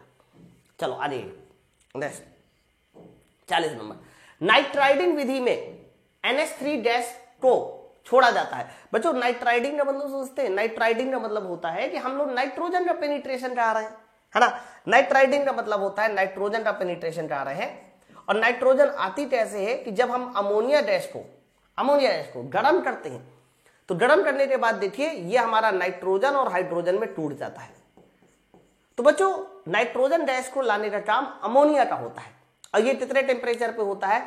तो ध्यान रखना वैसे तो लगभग 500 के आसपास होता है, और 500 के आसपास का जो उत्तर है वो हमारा देखिए कौन सा है जो इसके पास है? ऑप्शन नंबर ए वाला नहीं लगाइएगा, बी वाला आंसर लगाइएगा। यहां थोड़ा सही कर लो पहले, क्योंकि इन्होंने कंफ्यूजन ऑप्शन बनाया है और जो रेलवे ने पिछली बार इस तरह के सवाल को सही किया था वो ऑप्शन नंबर 20 से सही किया था, तो आप 575 लिख लो। इससे आसपास होता है, लेकिन इनको इतना ज्यादा क्लोज ऑप्शन नहीं बनाने चाहिए थे, और जो सही किया गया है वो ऑप्शन नंबर 20 सही किया गया है, 575 से 600। ध्यान रखिएगा। नेक्स्ट टाइम देखो, टेक्निकल में हर बार ऐसा होगा। टेक्निकल में मैं आपको बता दूं बहुत सारी किताबें होगी जिसमें आंसर में थोड़े बहुत वेरिएशन होंगे, और ये आपको सहना पड़ेगा। देखो अगर आप मैथ रीजनिंग पढ़ रहे हो तो उसका एग्जैक्ट आंसर निकलता है, लेकिन टेक्निकल में क्या होता है ना कि बहुत सारे डेटा हम लोग डायरेक्ट याद करते हैं जो बड़ी बड़ी कंपनी उसको यूज करती है। अब किसी कंपनी ने कोई डेटा दिया, किसी दूसरी कंपनी ने कोई और डेटा दिया, तो टेक्निकल में आपको मतभेद मिल सकते हैं किताबों में। ध्यान रखिएगा। सवाल देखिए क्या है, 41 नंबर, इनमें से कौन सा सॉलिड कार्बोराइजिन है? आप मुझे बताओ इनमें से कौन सॉलिड कार्बोराइजिन है? बच्चों सॉलिड कार्बोराइजिन का मतलब क्या होता है? सर सॉलिड कार्बोराइजिन का मतलब होता है कि कार्बन का पेनिट्रेशन करना है, लेकिन कार्बन किस अवस्था में होना चाहिए? ठोस अवस्था में होना चाहिए। अब आप बताओ, पेट्रोल में कार्बन लिक्विड अवस्था में है, अमोनिया में तो नाइट्रोजन है, मिट्टी के तेल में कार्बन लिक्विड अवस्था में है, तो सिर्फ और सिर्फ लकड़ी का कोयला ही तो बचा। तो लकड़ी का जो कोयला होगा जिसको आप चारकोल बोल रहे सर, इसमें कार्बन ठोस अवस्था में होगा। कार्बन ठोस अवस्था में होगा तो ऑप्शन नंबर 8 के साथ। नेक्स्ट है अगला सवाल देखिए, 42 बच्चों 42 नंबर बोला जा रहा है कि लो स्पीड में लगे गियर किस लो स्पीड में लगे गियरों के लिए किस गियर को लगाया जाता है? लो स्पीड वाले गियर बोल रहा है।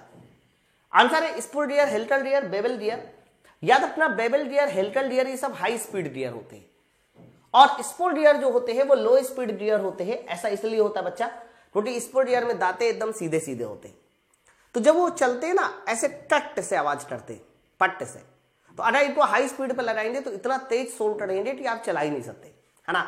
तो स्पूल गियर हमेशा लो स्पीड पे लगाए जाते हैं, क्योंकि अगर मैं आपसे पूछूं लो स्पीड पे क्यों लगाए जाते हैं, तो कहना लो स्पीड पे इसलिए लगाए जाते हैं क्योंकि इनमें लाइन कांटेक्ट होता है। कैसा कांटेक्ट होता है? लाइन कांटेक्ट होता है ना, लाइन कांटेक्ट होता है। और याद रखना लाइन कांटेक्ट होने के साथ साथ इसमें सडन एंगेजमेंट होता है। सडन एंगेजमेंट का मतलब ये हो गया कि अचानक मिलते हैं दोनों दांते ऐसे, है ना। तो लाइन कांटेक्ट होने की वजह से आवाज ज्यादा करते हैं, और इसीलिए अगर हम इनको हाई स्पीड पे चलाएंगे तो आवाज ज्यादा करते हैं, इसलिए हम इनको लो स्पीड पे चलाते हैं। Option number A. Next 43 number बच्चों अगला सवाल है 43 नंबर, दो मैसिंग गियर के बीच की जगह को किस नाम से जाना जाता है? ना देखो मैं आपको बता दूं, जैसे कि मान लीजिए मेरे पास ये दो गियर के दांते आपस में मिल रहे हैं, तो बच्चों जब दो गियर के दांते आपस में मिलते हैं ना तो इनमें ये गैप होता है ना। ये गैप होना जरूरी है, अगर गैप नहीं होगा तो दांते फंस जाएंगे एक दूसरे में, चल ही नहीं पाएंगे। तो मिलने वाले दो गियर के बीच में ये जो गैप होता है, दांतों के बीच में ये जो गैप होता है, ये देखो ये दांता हो गया, ये गैप है। सर इस गैप को हम लोग बोलते हैं बैकलेस। क्या बोला जाता है? बैकलेस। ऑप्शन नंबर बी वाला उत्तर होगा। और बैकलेस बड़ा जरूरी होता है, ये दांतों को चलने में मदद करता है। अगर बैकलेस नहीं दिया जाएगा तो दांते कभी भी चलने, इन्हें क्लियरेंस नहीं कहते। क्लियरेंस पता क्या होता है? ये जो हिस्सा खाली है इधर वाला हिस्सा, सर ये हिस्सा होता है अवकाश, जिसको आप क्लियरेंस कहते हो, है ना। चलो अरे नेक्स्ट 44 बच्चों ये हमारा सेफ्टी का सवाल है। ज्वलनशील लिक्विडेबल सॉलिड आर क्लासिफाइड। ओके, मतलब ज्वलनशील सॉलिड की बात कर रहा है, लिक्विड की बात नहीं कर रहा। मतलब ऐसे ठोस की बात कर रहा है जो कह सकते हो कि लिक्विड फॉर्म में बन जाते हैं, ज्वलनशील होते। तो याद रखना क्लास ए में वो सारे के सारे ईंधन आते हैं जो ठोस अवस्था में होते हैं, है ना। क्लास बी में ध्यान रखना वो सारे के सारे ईंधन आते हैं जो द्रव अवस्था में होते हैं, और क्लास सी में वो सारे के सारे ईंधन आते हैं जो हमारे होते हैं गैस अवस्था में, गैस अवस्था में। और एक और आता है क्लास डी। बच्चों इसमें ना ज्वलनशील धातुएं आती है, ध्यान रखिएगा। क्लास डी की बात करते हैं तो कह देना इसमें जो आती है बच्चों वो आती है ज्वलनशील धातु।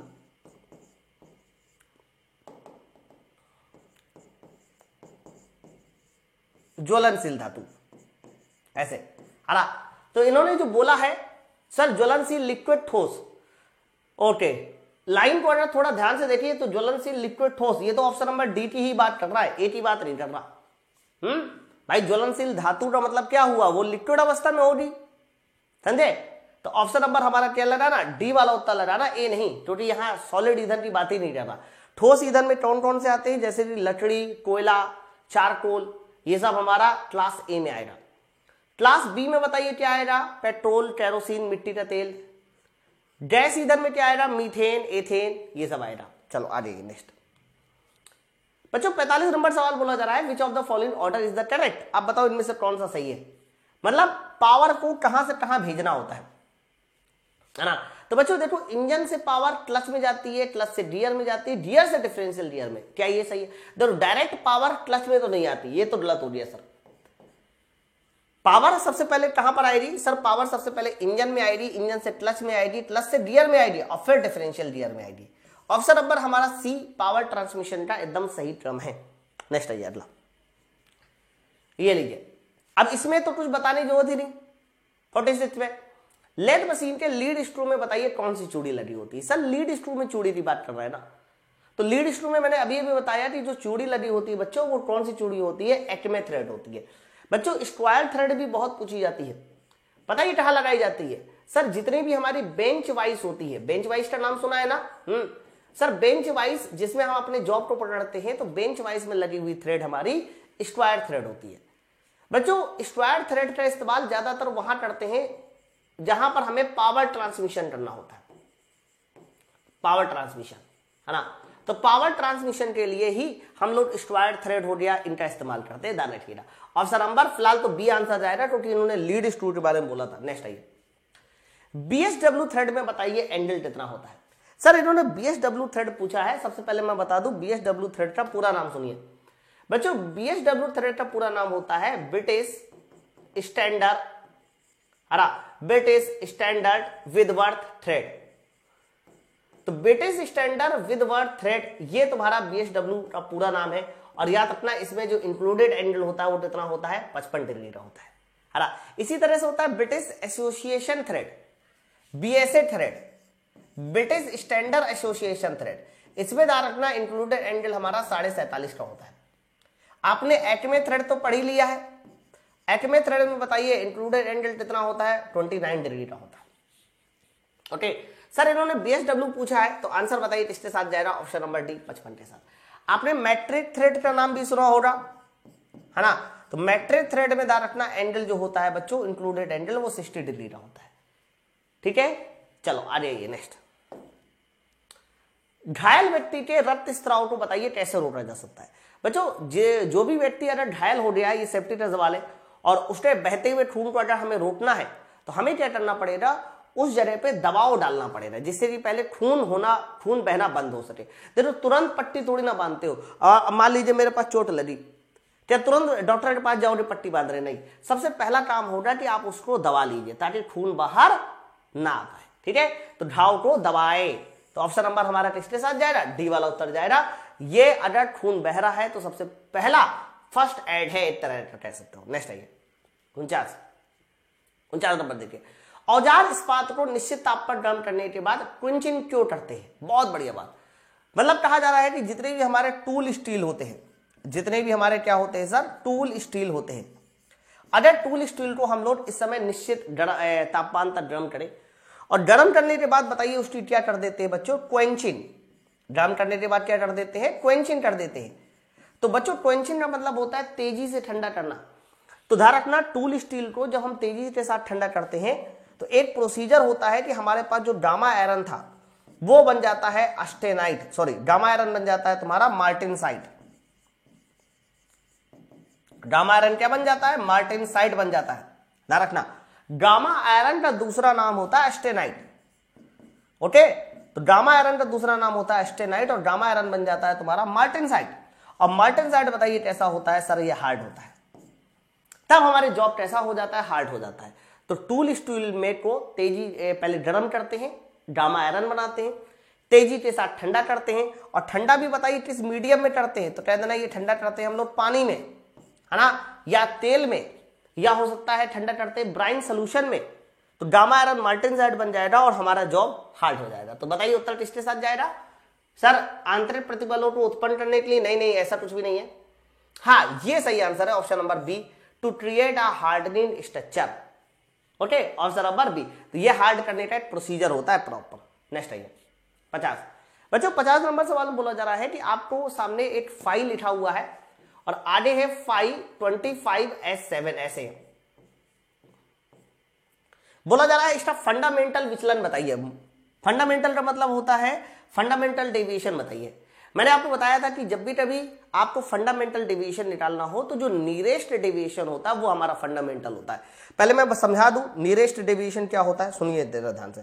जैसे कि मान लीजिए मैंने आपके सामने ये बेसिक साइज लाइन खींची, ओके, मैंने आपके सामने ये कौन सी लाइन खींची सर, मैंने आपके सामने ये लाइन खींची है बेसिक साइज।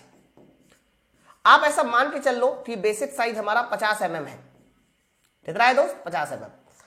अब मैंने यहां पर 2-3 टॉलरेंस जोन दिखाए। टॉलरेंस जोन दिखाने मतलब टॉलरेंस दिखाया। मान लीजिए मैंने पहला टॉलरेंस ये दिखाया है ना, दूसरा टॉलरेंस मैंने ये दिखाया। अब देखो सर, पहला टॉलरेंस ये हो गया, दूसरा टॉलरेंस ये हो गया। अब आपको ये समझना है कि बेसिक साइज से सबसे पास वाला डेविएशन कौन सा है। तो आप देखो ये जो इसकी लोअर लिमिट से है तो ये कहलाएगा बेसिक साइज से लोअर डेविएशन, और नीचे वाले से देखिए ये हमारा अपर डेविएशन कहलाएगा क्योंकि इसकी अपर लिमिट से। भाई ये लोअर लिमिट हो रही, ये अपर लिमिट हो रही। इस वाले के लिए ये अपर लिमिट हो गया, ये लोअर लिमिट हो गया। तो बच्चों आप देखो बेसिक साइज से ये डेविएशन कहलाएगा तुम्हारा अपर डेविएशन, है ना। तो नियरेस्ट डेविएशन कौन सा है? नियरेस्ट का मतलब ये हो गया जो हमारा बेसिक साइज से सबसे पास हो। तो इसमें नियरेस्ट डेविएशन है लोअर डेविएशन, तो ये फंडामेंटल डेविएशन बन जाएगा। और इसमें नियरेस्ट डेविएशन है अपर डेविएशन, तो ये फंडामेंटल डेविएशन बन जाएगा। तो फंडामेंटल डेविएशन का मतलब ये होता है कि जो बेसिक साइज के सबसे नियरेस्ट हो, that is called fundamental deviation, है ना। अब बात करते हैं हम लोग एच की। बच्चों यहां पर जो बोला जा रहा था कि what is the fundamental deviation of the dimension 525S7, मतलब 5 बताता है कि आपके सामने ये व्यास है। 25 mm बताइए क्या हो जाएगा, उसका बेसिक साइज हो जाएगा। 25 mm क्या हो जाएगा बच्चा? उसका बेसिक साइज हो जाएगा। अब इन्होंने कहा है कि भैया नियरेस्ट डेविएशन बताना है आपको, फंडामेंटल डेविएशन बताना है। तो फंडामेंटल डेविएशन को बताने के लिए हम ये एच का इस्तेमाल करते हैं। क्या इस्तेमाल करते हैं? एच का। लेकिन ये जो 7 है सर, ये 7 क्या बताता है बच्चों? 7 बताता है हमारा टॉलरेंस, ठीक है। और 7 का मतलब होगा IT07, ये मतलब होगा। तो फंडामेंटल डेविएशन बताने वाला टर्म केवल और केवल एच है। तो एच जो होता है वो क्या बताता है सर? एच बताता है हमें डेविएशन। एच क्या बताता है? डेविएशन। तो इसका सिर्फ और सिर्फ आंसर ऑप्शन नंबर बी जाएगा। समझो बात को, फिर से सुन लीजिए। 25 बताएगा बेसिक साइज, 7 बताता टॉलरेंस, एच बताएगा डेविएशन, और S7 कुछ नहीं है, ठीक है। चलो आ जाइए नेक्स्ट बताइए 51 नंबर। बच्चों 51 नंबर सवाल ये सबसे ज्यादा रिपीट होने वाला सवाल है, ध्यान से सुनना शायद साथ। और ये सब देखो थ्योरी ना मैंने आपको एप्लीकेशन में फिटर में पढ़ा रखी है ना। तो अगर आप लोग अभी भी अनभिज्ञ है तो माई पाठशाला एप्लीकेशन से आप ये फिटर की थ्योरी को कंप्लीट कर लो भाई, क्योंकि ये कंप्लीट करना आप लोगों के लिए ज्यादा जरूरी है। सवाल देखिए क्या है, टम्बलर गियर में कितने यूनिट होते, कितने गियर होते। ये आपके सामने टम्बलर गियर मैकेनिज्म है। याद रखना ये जो टम्बलर गियर है इसका यूज क्या होता है इस मैकेनिज्म का, तो मैंने बताया इसका मेन यूज होता है कि लीड स्क्रू की डायरेक्शन चेंज करना, है ना। तो लीड स्क्रू की घूमने की डायरेक्शन चेंज करने के लिए हम टम्बलर गियर मैकेनिज्म यूज करते हैं।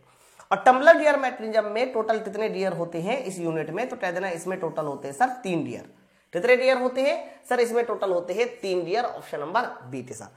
यूज जरूर याद रखिएगा क्योंकि मेन यूज पूछा जाएगा। ये लेथ मशीन में यूज की जाती है टम्बलर गियर मैकेनिज्म, है ना। तो ध्यान रखना इसका यूज क्या है, तो कह देना इसका यूज होता है कि जो नीचे लीड स्क्रू घूम रहा है, लीड स्क्रू की दिशा बदलने में, घूमने की दिशा बदलने में, तो दिशा बदलने में हम कह सकते हो कि इसका इस्तेमाल करते हैं। ऑप्शन नंबर बी वाला उत्तर होगा 3 गियर। नेक्स्ट है अगला,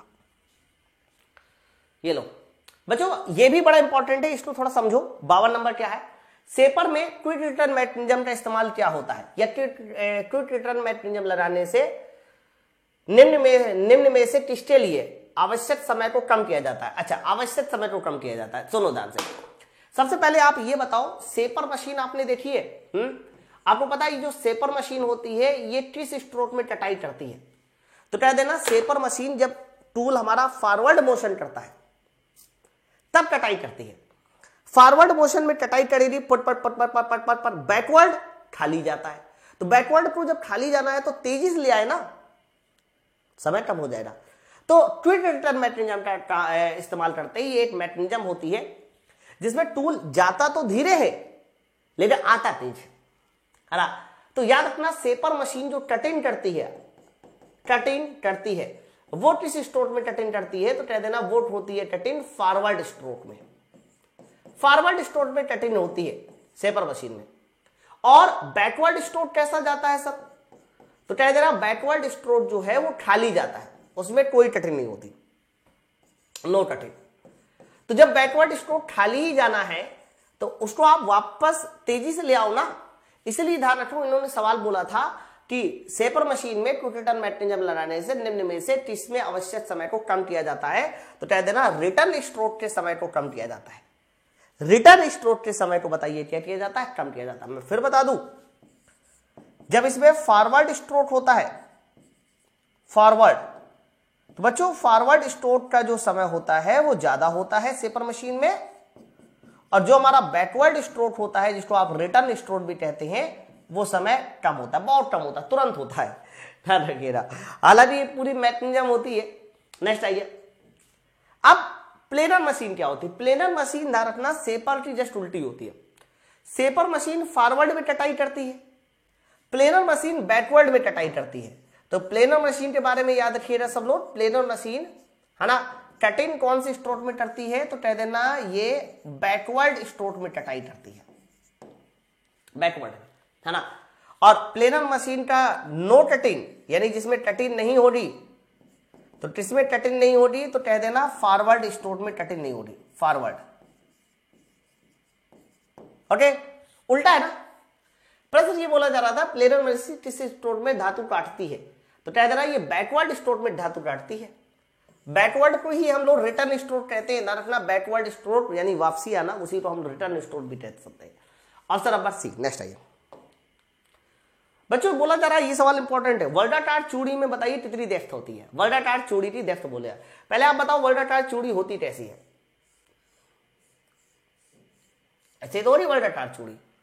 अब इन्होंने इसकी गहराई पूछी है कि भैया गहराई बता दो, तो कैसे गहराई पता चलेगी, उसके लिए सबसे पहले तो आप पिच समझो। पिच क्या है सर, अगर मैं पिच की बात करता हूं, पिच का मतलब ये होता है कि दो लगातार ट्विस्ट या दो लगातार रूट, इनके बीच की दूरी बताइए, ये पिच होगी, बताइए।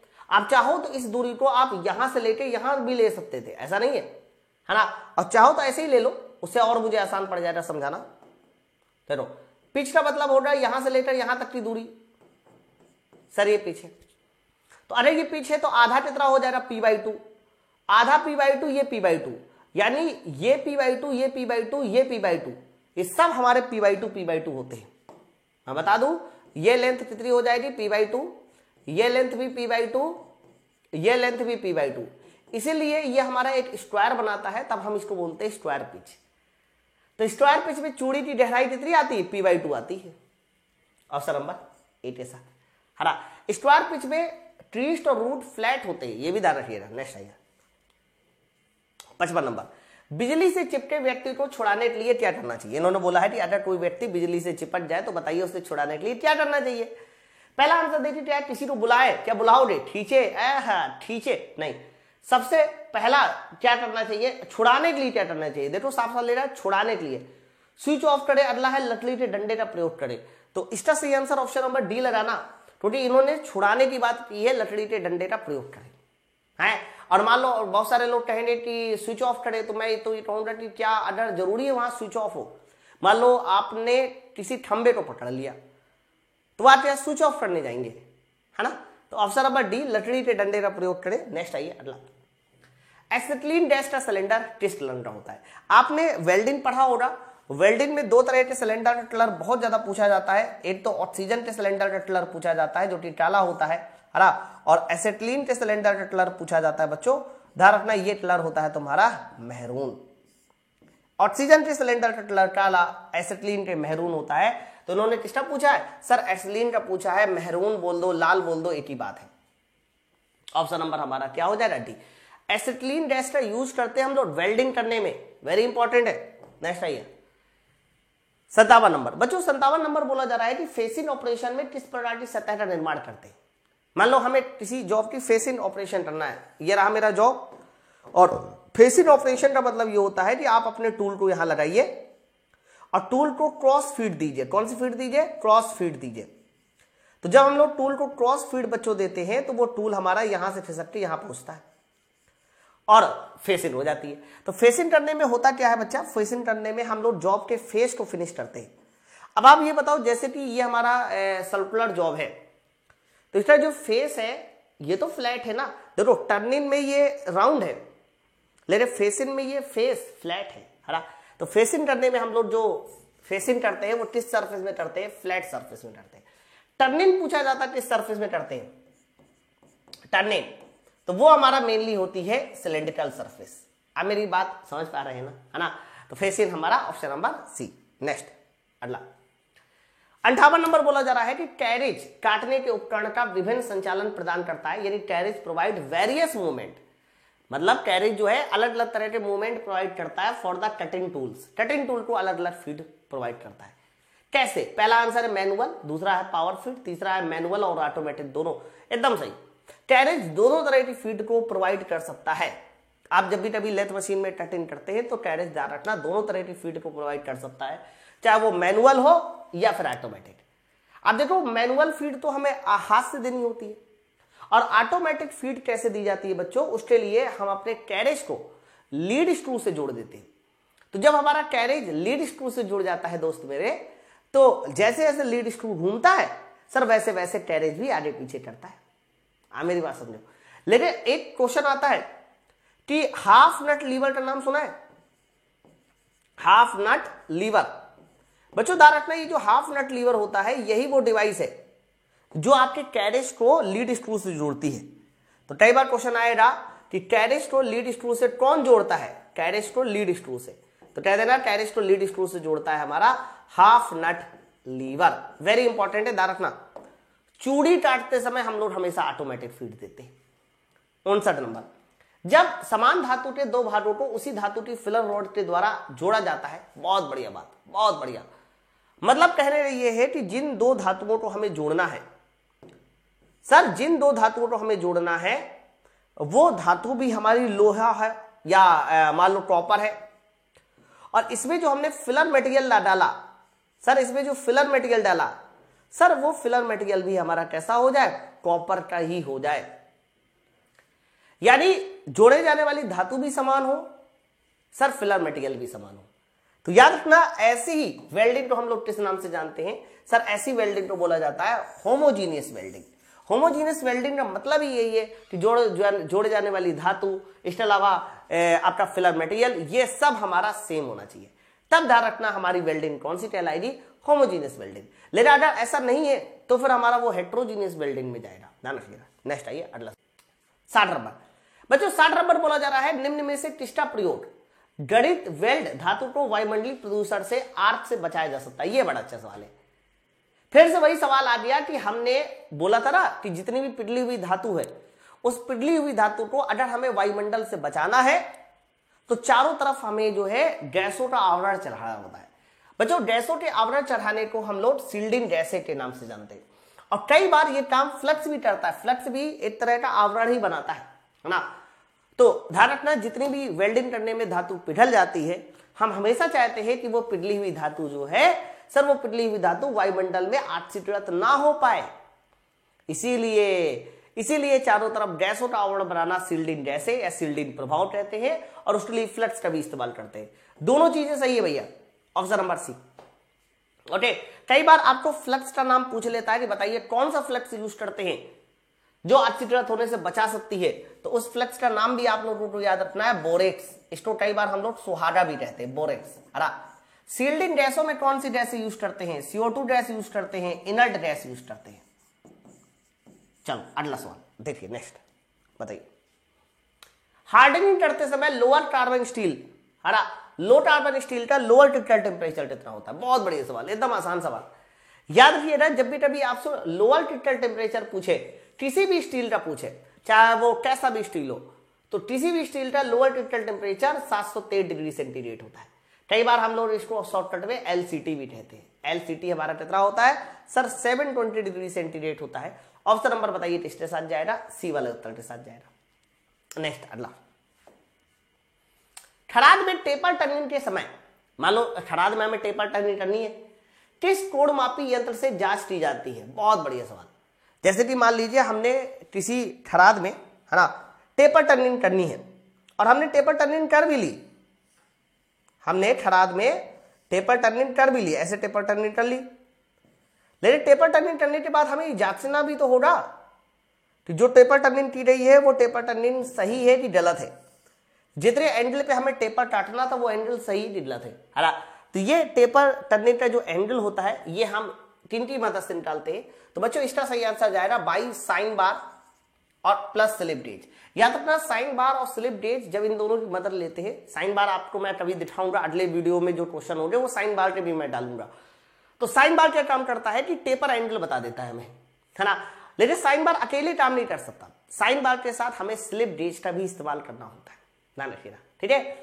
चलो प्लग गेज नहीं, प्लग गेज हमें एंगल नहीं बताता, वर्नियर बेवल प्रोटेक्टर जरूर बता सकता है, लेकिन ज्यादातर केसेस में हम लोग जो यूज करते हैं वो यूज करते हैं sine bar and slip gauge, ठीक है। नेक्स्ट आइए 63, which is the immediate life saving procedure. आप बताओ इनमें से कौन सबसे इमीडिएट लाइफ सेविंग प्रोसीजर है? तुरंत, तो ध्यान रखना इमीडिएट लाइफ सेविंग प्रोसीजर है बच्चों फर्स्ट एड।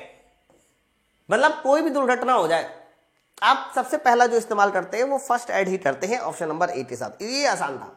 नेक्स्ट 64 नंबर बच्चों, 64 नंबर देखिए क्या बोला जा रहा है, ध्यान सुनिएगा, एक सेकेंड बस। हार्ड की हुई स्टील के कंपोनेंट को टेम्परिंग का कौन सा कारण है? मतलब आप लोग को अगर टेम्परिंग करनी है तो टेम्परिंग क्यों की जाती है? अब सुनो ध्यान से बच्चों, जब भी कभी आप हीट ट्रीटमेंट करते हो और हीट ट्रीटमेंट करने के बाद आप हार्डनिंग करते हैं, तो बच्चों हार्डनिंग करते समय जो है एक और चीज होती है जो हमारे जॉब में आ जाती है, वो चीज होती है ब्रिटलनेस। जब भी कभी हम जॉब की हार्डनेस करते हैं ना, हार्डनिंग करते हैं, तो हार्डनिंग करने के बाद हमारे जॉब में ब्रिटलनेस भी आ जाती है, और इसी ब्रिटलनेस को कम करने के लिए, ध्यान दीजिएगा, इसी ब्रिटलनेस को कम करने के लिए हम टेम्परिंग करते हैं। तो टेम्परिंग करने का अगर कोई उद्देश्य पूछे कि बताइए टेम्परिंग करने का, और टेम्परिंग हमेशा ध्यान रखना जो की जाती है वो हार्डनिंग करने के बाद की जाती है। आपने जॉब को हार्ड कर लिया, हार्ड करने के बाद ब्रिटलनेस आ गई, तो टेम्परिंग क्यों की जाती है? टेम्परिंग की जाती है बच्चों इसी ब्रिटलनेस को, सर इसी भंगुरता को कम करने के लिए, और याद रखना साथ साथ हमारे जॉब को टफनेस बढ़ाने के लिए, है ना। तो टफनेस बढ़ाने और भंगुरता को कम करने के लिए टेम्परिंग करते हैं। कोई ऐसा आंसर है? देखो हार्डनेस बढ़ाना घटाना ये सब गलत है, तन्यता ये सब गलत है। Increase the toughness, option number A सवाल का सही उत्तर होगा। नेक्स्ट आइए अगला, बताइए 65 नंबर बोला जा रहा है कि टफनेस, ठीक है, जिसको आप चीमड़पन कहते हैं, आप मुझे बताइए ये किस तरह का टेस्ट द्वारा डिसाइड होती है? टफनेस का पहले मतलब समझो सर। टफनेस का मतलब ये होता है कि आप उस पर जब इंपैक्ट लोड देते हैं तो वो एनर्जी एब्जॉर्ब कर ले, तो वही से पता चलता है कि हमारा जॉब कितना टफ है। तो टफनेस चेक करने के लिए हम लोग जो टेस्टिंग करते हैं बच्चों, वो इंपैक्ट टेस्टिंग करते हैं, और जब इंपैक्ट टेस्टिंग ही की जा रही है तो हम उसको इंपैक्ट स्ट्रेंथ भी बोल सकते हैं, है ना। तो टफनेस ध्यान रखना हम लोग इंपैक्ट टेस्टिंग से पता करते हैं, ऑप्शन नंबर ए के साथ। देखो टेंसाइल स्ट्रेंथ से हम लोग पता है डक्टिलिटी पता करते हैं। डक्टिलिटी मतलब कौन सा मटेरियल ज्यादा डक्टाइल है, वो कैसे पता चलते हैं? कह देना वो टेंसाइल टेस्टिंग से पता किया जाता है, ध्यान रखिएगा। और इंटरनल क्रैक्स, आंतरिक दरारें, ये सब फटीग से पता करते हैं। तो ऑप्शन नंबर ए हो जाएगा इंपैक्ट स्ट्रेंथ। चलो नेक्स्ट आइए, लेथ पर स्पिंडल की विभिन्न गति प्राप्त करने के लिए क्या होती है? बहुत बढ़िया सवाल है। मतलब लेथ मशीन पे स्पिंडल की जो विभिन्न गति होती है वो कैसे मिलती है? बच्चों आपको मैं बता दूं, लेथ मशीन पे एक कोन पुली यूज करते हैं, और कोन पुली कितनी यूज करते हैं? तो कह देना लेथ मशीन पे जो कोन पुली यूज की जाती है वो 4 स्टेप्ड कोन पुली होती है। अब बच्चों 4 स्टेप्ड कोन पुली की मदद से हम 4 प्रकार की गति तो पा ही सकते हैं अलग अलग, क्योंकि 4 अलग अलग तरह की पुलियां होती है। लेकिन होता क्या है कि जब हम इसमें बैक गियर मैकेनिज्म का भी इस्तेमाल कर देते हैं, तो बैक गियर मैकेनिज्म की मदद से 4 और प्रकार की गति प्राप्त कर सकते हैं, 8 प्रकार की गति मिल जाती है हमें। तो विद बैक गियर 8 प्रकार, विदाउट बैक गियर सिर्फ 4 प्रकार। लेकिन ये जो ड्रति होती है ना, ये ड्रति पता है कौन सा सीरीज बनाती है? तो कह देना ये जो ड्रतियां होती है लेथ मशीन में बच्चों, वो ग्रोथर सीरीज बनाती है। कौन सी बनाती है सर? ग्रोथर सीरीज बनाती है। इस बात को याद रखिएगा, लेथ मशीन में स्पिंडल की ड्रति जीपी बनाती है। ऑप्शन नंबर बी वाला उत्तर जाएगा ज्योमेट्रिकल प्रोग्रेशन।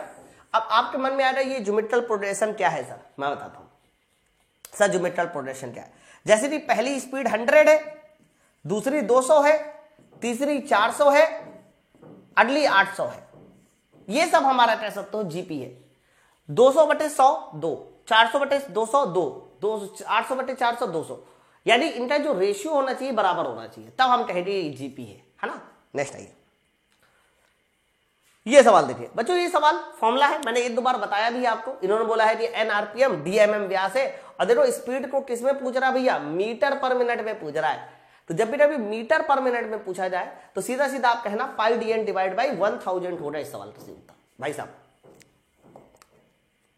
ओके, अब ये प्रश्न देखो, बैक गियर मैकेनिज्म में कितने गियर यूज करते हैं? मैंने अभी बताया ना 4 स्टेप्ड कोन पुली। देखिए ये रहा मोटर, जैसे कि लेथ मशीन में ये रही मोटर जहां से हमें पावर मिलेगी। हरा बच्चों, पावर मिलने के बाद हम लोग ये पावर को स्टेप्ड कोन पुली में इस्तेमाल करते हैं। फिर इसको हम नीचे स्पिंडल में लाते हैं। स्पिंडल में लाने के बाद यहाँ बैक गियर मैकेनिज्म लगे होते हैं। बैक गियर में 2 गियर होते हैं। ये पहला गियर बैक गियर में होता है, ये दूसरा गियर होता है ना। बैक गियर मैकेनिज्म में 2 ही गियर लगे होते हैं, ध्यान रखिएगा। Option number A. अब आपके मन में आएगा कि ये गियर देखो, स्पिंडल के जस्ट पीछे जो गियर लगा होता है जिसको पिन द्वारा कनेक्ट किया जाता है वो होता है बुल गियर। ये हमारा होता है बुल गियर, है ना। और कोन पुली निपट जाने के बाद सबसे पीछे जो गियर लगा होता है दैट मींस ये गियर, इसे बोलते हैं पिनियन। ओके, तो बुल गियर अलग है, बैक गियर अलग है, पिनियन अलग है, ध्यान रखिएगा। चलो, तो बैक गियर में सिर्फ 2 गियर होते हैं, एक बड़ा वाला एक छोटा वाला। नेक्स्ट है, समान उद्देश्यों के लिए ड्रिल का पॉइंट एंगल क्या होता है? आप इसको वेरी वेरी इंपॉर्टेंट कर लो यार क्वेश्चन। पानी पी लो 1 मिनट। तो याद रखना, सवाल ये बोला जा रहा है कि ड्रिल का पॉइंट एंगल कितना होता है। पहले आप ये मुझे बताइए कि पॉइंट एंगल एक्चुअली में होता क्या है। जब तक आप पॉइंट एंगल नहीं समझोगे तब तक मजा नहीं आएगा। देखो, जैसे कि मान लीजिए हमारे पास ये कोई जॉब है और सर इस जॉब में मुझे ड्रिलिंग प्रोसेस करना है। तो ड्रिलिंग प्रोसेस करने के लिए मुझे ड्रिल बिट बनाना होगा। तो मैं यहां पर जो है ऐसे ड्रिल बिट बना दिया, ये मेरा ड्रिल बिट हो गया, ये ऐसे। ये देखो सर मैंने यहां पर ड्रिल बिट बना दिया, तो ये हमारा वर्क पीस हो गया और ये हमारा क्या हो गया सर? ये हमारा हो गया ड्रिल बिट, जिसे मुझे इसमें होल बनाना है। तो बच्चों ये जो ड्रिल बिट है, ड्रिल बिट में ये जो एंगल होता है, ये पूरा एंगल सर, इसी एंगल को हम बताइए किस नाम से जानते हैं सर? इसको बोलते हैं पॉइंट एंगल। Point angle. हालांकि ये जो पॉइंट एंगल है ना, हम इसको शो करते हैं 2 अल्फा से। पॉइंट एंगल हमारा कितना होता है? 2 अल्फा होता है। और याद रखना जनरली ये जो 2 अल्फा का मान होता है वो 118 डिग्री होता है। कितना होता है? 118 डिग्री। लेकिन अगर जब इसका आधे की बात करते हैं तो इसका आधा क्या हो जाएगा? तो आधा हो जाएगा मेरे हिसाब से 59, हरा। तो ये जो 59 वाला एंगल होता है सर, इसको बोलते हैं लिप एंगल। तो याद रखिएगा 118 जनरली हमारा पॉइंट एंगल होता है किसी भी ड्रिल बिट के लिए। और याद रखिएगा 59 जो होता है सर, 59 डिग्री सर, 59 डिग्री जो है वो हमारा लिप एंगल होता है। कौन सा एंगल होता है? लिप एंगल होता है, हरा। अब देखो आपने एक तरह का सवाल और सुना होगा कि जब भी कभी हमारे पास सॉफ्ट धातु आती है, कौन सी धातु? सॉफ्ट धातु। तो बच्चों ये सॉफ्ट धातु के लिए, सॉफ्ट मटेरियल के लिए, है ना, सॉफ्ट मटेरियल के लिए। तो बच्चों सॉफ्ट मटेरियल के लिए जो पॉइंट एंगल होता है सर, पॉइंट एंगल वो हमारा कम हो जाता है, मतलब 118 डिग्री से कम होता है। सॉफ्ट धातु के लिए पॉइंट एंगल 118 डिग्री से कम होता है। लेकिन अगर यही हमारे पास हार्ड मटेरियल हो जाता बच्चों, तो हार्ड मटेरियल के लिए ध्यान रखिएगा हमारा जो पॉइंट एंगल होता है सर वो कितना हो जाता है? तो पॉइंट एंगल हार्ड मटेरियल के लिए हमारा 118 डिग्री से बढ़ जाता है ना। आप चाहो तो इसको चेक भी कर सकते हो। आप खुद सोचो कि अगर ये हमारे पास जो जॉब है ये सॉफ्ट होता तो मुझे इतना बड़ा ड्रिल बिट लाने की जरूरत नहीं है, इससे थोड़ा छोटा भी आता तब भी मेरा काम चल जाता, ठीक है। तो ऑटोमेटिक पॉइंट एंगल कम हो जाएगा। और देखो अगर ये वर्क पीस हार्ड है, वर्क पीस कैसा हार्ड है, तो मुझे ज्यादा बड़ा ड्रिल बिट लेके आना पड़ेगा, तो पॉइंट एंगल बढ़ाना पड़ेगा, है ना। तो आप इस बात को भी याद रखेंगे। पॉइंट एंगल क्लियर हो गया होगा सबको। तो इन्होंने सामान्य उद्देश्यों के लिए बोला है, तो आंसर जो है 118 डिग्री के साथ जाना चाहिए, ऑप्शन नंबर ए के साथ। नेक्स्ट है 70। बच्चों 70 नंबर सवाल बोला जा रहा है कि 3 mm मॉड्यूल तथा 20 संख्या दांतों की है, तो बताइए डियर का पिच कितना है ना। बच्चों सबसे पहले आप देखो मॉड्यूल, कुछ फॉर्मूले याद कर लो, डियर के लिए कुछ फॉर्मूले याद करो। सर डियर की जो सर्कुलर पिच होती है पी, उसका फॉर्मूला होता है पाई डी अपॉन टी, है ना। डियर का जो मॉड्यूल होता है उसका फॉर्मूला होता है डी बटे टी, डी बटे टी। और डियर का जो डायमेट्रिकल पिच होती है वो फॉर्मूला होता है टी बाई डी। देखो अगर आप लोग डियर अच्छे से पढ़े हो तो ये सारे के सारे फॉर्मूले आपको याद होने चाहिए, इंपॉर्टेंट है। तो प्रश्न क्या बोला जा रहा था सर, प्रश्न ये था कि 3 mm मॉड्यूल है, 20 संख्या है, तो पिच व्यास बताइए कितना है। तो पिच व्यास बताने के लिए हमने मॉड्यूल m बराबर फॉर्मूला इस्तेमाल कर दिया डी बाई टी। तो मॉड्यूल बराबर 3 mm, डी कितना है सर, डी मुझे निकालना है, दांतों की संख्या 20 है, तो देखो पिच का जो व्यास आ गया वो 20, 30, 60 mm, ये हमारा पिच का व्यास आ गया 60 mm के साथ, ऑप्शन नंबर सी वाला उत्तर। नेक्स्ट है अगला 71। इंडेक्स हेड का डियर अनुपात क्या है। बच्चा बहुत सही सवाल है।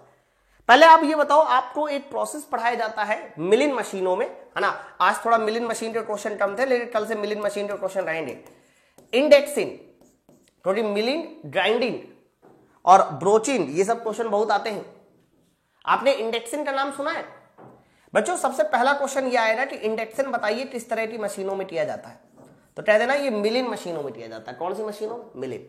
बच्चों इंडेक्सिंग जब होती है ना, इंडेक्सिंग जब होती है तो इंडेक्सिंग का मतलब ये होता है कि किसी सर्कुलर पार्ट को, किसी भी सर्कुलर पार्ट को बिना नापे बराबर भागों में डिवाइड करना, किसी सर्कुलर पार्ट को बिना नापे बराबर भागों में डिवाइड करना, दैट इज कॉल्ड इंडेक्सिंग। और ये होता है मिलिन मशीनों में। इंडेक्सिंग के इस्तेमाल करने के लिए हम लोग यहां पर एक मैकेनिज्म लगाते हैं, वो मैकेनिज्म होती है वर्म एंड व्हील की, है ना, वर्म एंड व्हील की। ओके, तो बच्चों ध्यान रखना, इंडेक्सिंग करने के लिए हम लोग इन मैकेनिज्म का इस्तेमाल करते हैं, और कई बार ये मैकेनिज्म भी पूछी जाती है, worm and worm wheel. Worm and worm wheel में ध्यान रखना 40 दांते होते हैं। ये जो वर्म व्हील है ना, इस व्हील में कितने दांते होते हैं? 40। मतलब जब ये आपका कितना राउंड घूमेगा सर, जब ये आपका 40 राउंड घूमेगा, सोचो भाई 8 राउंड घूमेगा तो 1 दांत आगे बढ़ेगा, तो जब ये 40 राउंड घूमेगा तब पूरा जो व्हील है सर, पूरा व्हील हमारा 8 राउंड घूमेगा। ठीक है, तो 40 राउंड में 8 राउंड हो रहा है, इसलिए बोला जा रहा है इनका जो वेलोसिटी रेशियो होता है या डियर अनुपात होता है वो 40:1 होता है, ऑप्शन नंबर सी। याद रखिएगा, वेरी इंपॉर्टेंट डेटा है। आगे बढ़िए नेक्स्ट 72। बाइलैटरल टॉलरेंस क्या होती है? तो कहना बाइलैटरल टॉलरेंस का मतलब होता है जो टॉलरेंस दोनों ओर दी जाए। जैसे कि कहीं 50 mm लिखा है और आगे लिखा है 0.03 या 0.3 - 0.1, तो सर ये टॉलरेंस ऊपर भी दिया जा रहा है, प्लस साइड भी दिया जा रहा है, माइनस साइड भी दिया जा रहा है, ऐसी टॉलरेंस को हम बाइलैटरल टॉलरेंस बोलते हैं, है ना। तो जो बेसिक साइज के दोनों ओर दिया जाता है, बेसिक साइज के दोनों ओर दी जाने वाली टॉलरेंस हमेशा ध्यान रखना बाइलैटरल टॉलरेंस होती है। देख ये लीजिए थ्रेड चीजर, आपने सुना है थ्रेड चीजर का नाम? ठीक है, ये लेंथ मशीन में इस्तेमाल किया जाता है थ्रेड चीजर। तो बोला जा रहा है कि जब हम लोग थ्रेड चीजर की बात करते हैं, ओके, इसका मेन इस्तेमाल कब होता है? तो कहना इसका मेन इस्तेमाल किया जाता है दोस्त मेरे चूड़ी काटते समय। कहां पर होता है सर? इसका मेन इस्तेमाल होता है चूड़ी काटते समय। अच्छा सर चूड़ी काटते समय इसका मेन उद्देश्य क्या होता है कि ये चूड़ी सही बनाने में सहायक होता है। चूड़ी हमेशा एक कट में नहीं बनाई जाती, चूड़ी 2 से 3 कटों में बनाई जाती है। तो पहले कट में जिस रास्ते पे टूल आगे बढ़ता है, हम चाहते हैं कि दूसरे कट में भी टूल उसी रास्ते में आगे बढ़े। नहीं बढ़ेगा तो चूड़ी में जो उभार बनाया है वो खराब हो जाएगा, चूड़ी खराब हो जाएगी। तो दोबारा उसी रास्ते को फॉलो करने के लिए हमें इस थ्रेड चीजर का इस्तेमाल करता है। ठीक है, इसीलिए इसका जो सही आंसर जाएगा ऑप्शन नंबर सी वाला उत्तर जाएगा to make the size of bangle. Bangle चूड़ी ही बोलते, थ्रेड बोलता है, करेक्ट है ना। चूड़ी का सही आकार बनाने के लिए हम लोग थ्रेड चीजर का इस्तेमाल करते हैं, ऑप्शन नंबर सी। नेक्स्ट आइए, डीजल इंजन में दहन कहां होता है ना। अब आप इसको समझ लो, कई बार ये क्वेश्चन भी बनेगा। आपके उसमें पेट्रोल इंजन है, आपके उसमें डीजल इंजन है, नाम सुना है ना। बच्चों पेट्रोल इंजन जो होता है वो हमेशा ध्यान रखना ऑटो साइकिल पे काम करता है। कौन से साइकिल पे? ऑटो साइकिल पे।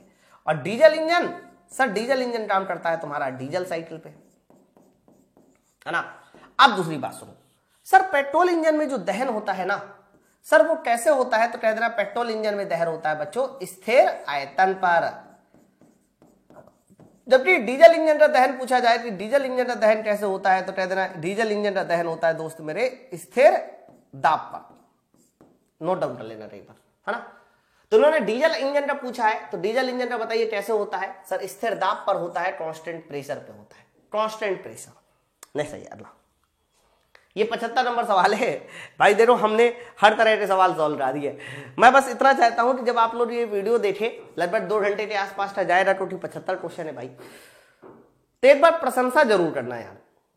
हाँ आप लोग मेरे पर्सनल नंबर पे, आप पर्सनल नंबर लिख भी लो सब लोग, 85 45 94 49 47, है ना। आप ही लोग ये लिख लो 85 45 94 49 47। आप सब लोग इस 75 नंबर की पीडीएफ को देखिए, पूरे 75 नंबर क्वेश्चन सॉल्व कीजिए, और जो भी आपका इनपुट है, बहुत सारे लोगों को लग रहा होगा कि नहीं सर ये करना चाहिए, नहीं सर वो करना चाहिए, आप मुझे इस पे डायरेक्ट मैसेज करो, क्योंकि मैं आपको बता दें 75 क्वेश्चन ना सॉल्व कराना किसी के बस की बात नहीं है, वो भी एक साथ। फिर भी मैं आपको 15 तारीख से पहले ये 10 सेट दे दूंगा, समझना बात को। तो ये 10 सेट में देने वाला हूं, तो भैया आपको भी तो मेरे को कुछ वो करना पड़ेगा, मोटिवेट करना पड़ेगा। तो इसमें जरूर मैसेज करके बताएं कि आपको ये जो क्लास है 75 क्वेश्चन वाली, वो कितनी बेहतरीन लगी। सवाल देखिए क्या, किसी डियर ट्रेन में, डियर में इतने दांत हैं, इन्होंने बोला है कि डियर में दांतों की संख्या। अच्छा डियर में दांतों की संख्या नहीं दी है, 2 चीजें इन्होंने बोला है, एक डियर बोला है बच्चा, दूसरा बोला है संचालित, डियर और संचालित, है ना। फिर बोला जा रहा है कि डियर में दांतें हैं, डियर में दांतों की संख्या आपसे पूछ रहा है, संचालित में दांतों की संख्या कितनी है? 10, है ना। फिर देखिए क्या बोला जा रहा है कि संचालक के, यानी संचालक मतलब ड्राइवर, सर ड्राइवर के प्रत्येक 16 चक्कर, यानी इसके चक्कर भी दे दिया आपको 16, ड्राइवर के प्रत्येक चक्कर दे दिया। फिर संचालित यानी फॉलोअर के कितने चक्कर लगाते हैं? सर 40, देख लो। ओके, यहां आप डियर ना लिखकर कंफ्यूज हो जाओगे, यहां पर आप लिख लो संचालक, ड्राइवर को इन्होंने संचालक बोला, ऐसे लिख लिया आपने। अब आप बताओ यहां पर चक्कर कितने, दांतों की संख्या कितनी आने वाली है? तो बच्चों जब भी कभी 2 डियर आपस में मिलते हैं ना ऐसे, तो उनके एन और टी का मल्टीप्लाई हमेशा बराबर होता है, उनके एन और टी का मल्टीप्लाई हमेशा बराबर होता है। तो यहां एन और टी का मल्टीप्लाई 16t, और यहां एन और टी का मल्टीप्लाई 40 × 10। अब मेरी बात समझो, तो चलो फिर 400/16, तो 16 दूनी 32, है ना, 8 80, 16 85, तो यहां पर दांतों की संख्या आ रही है हमारे पास 25।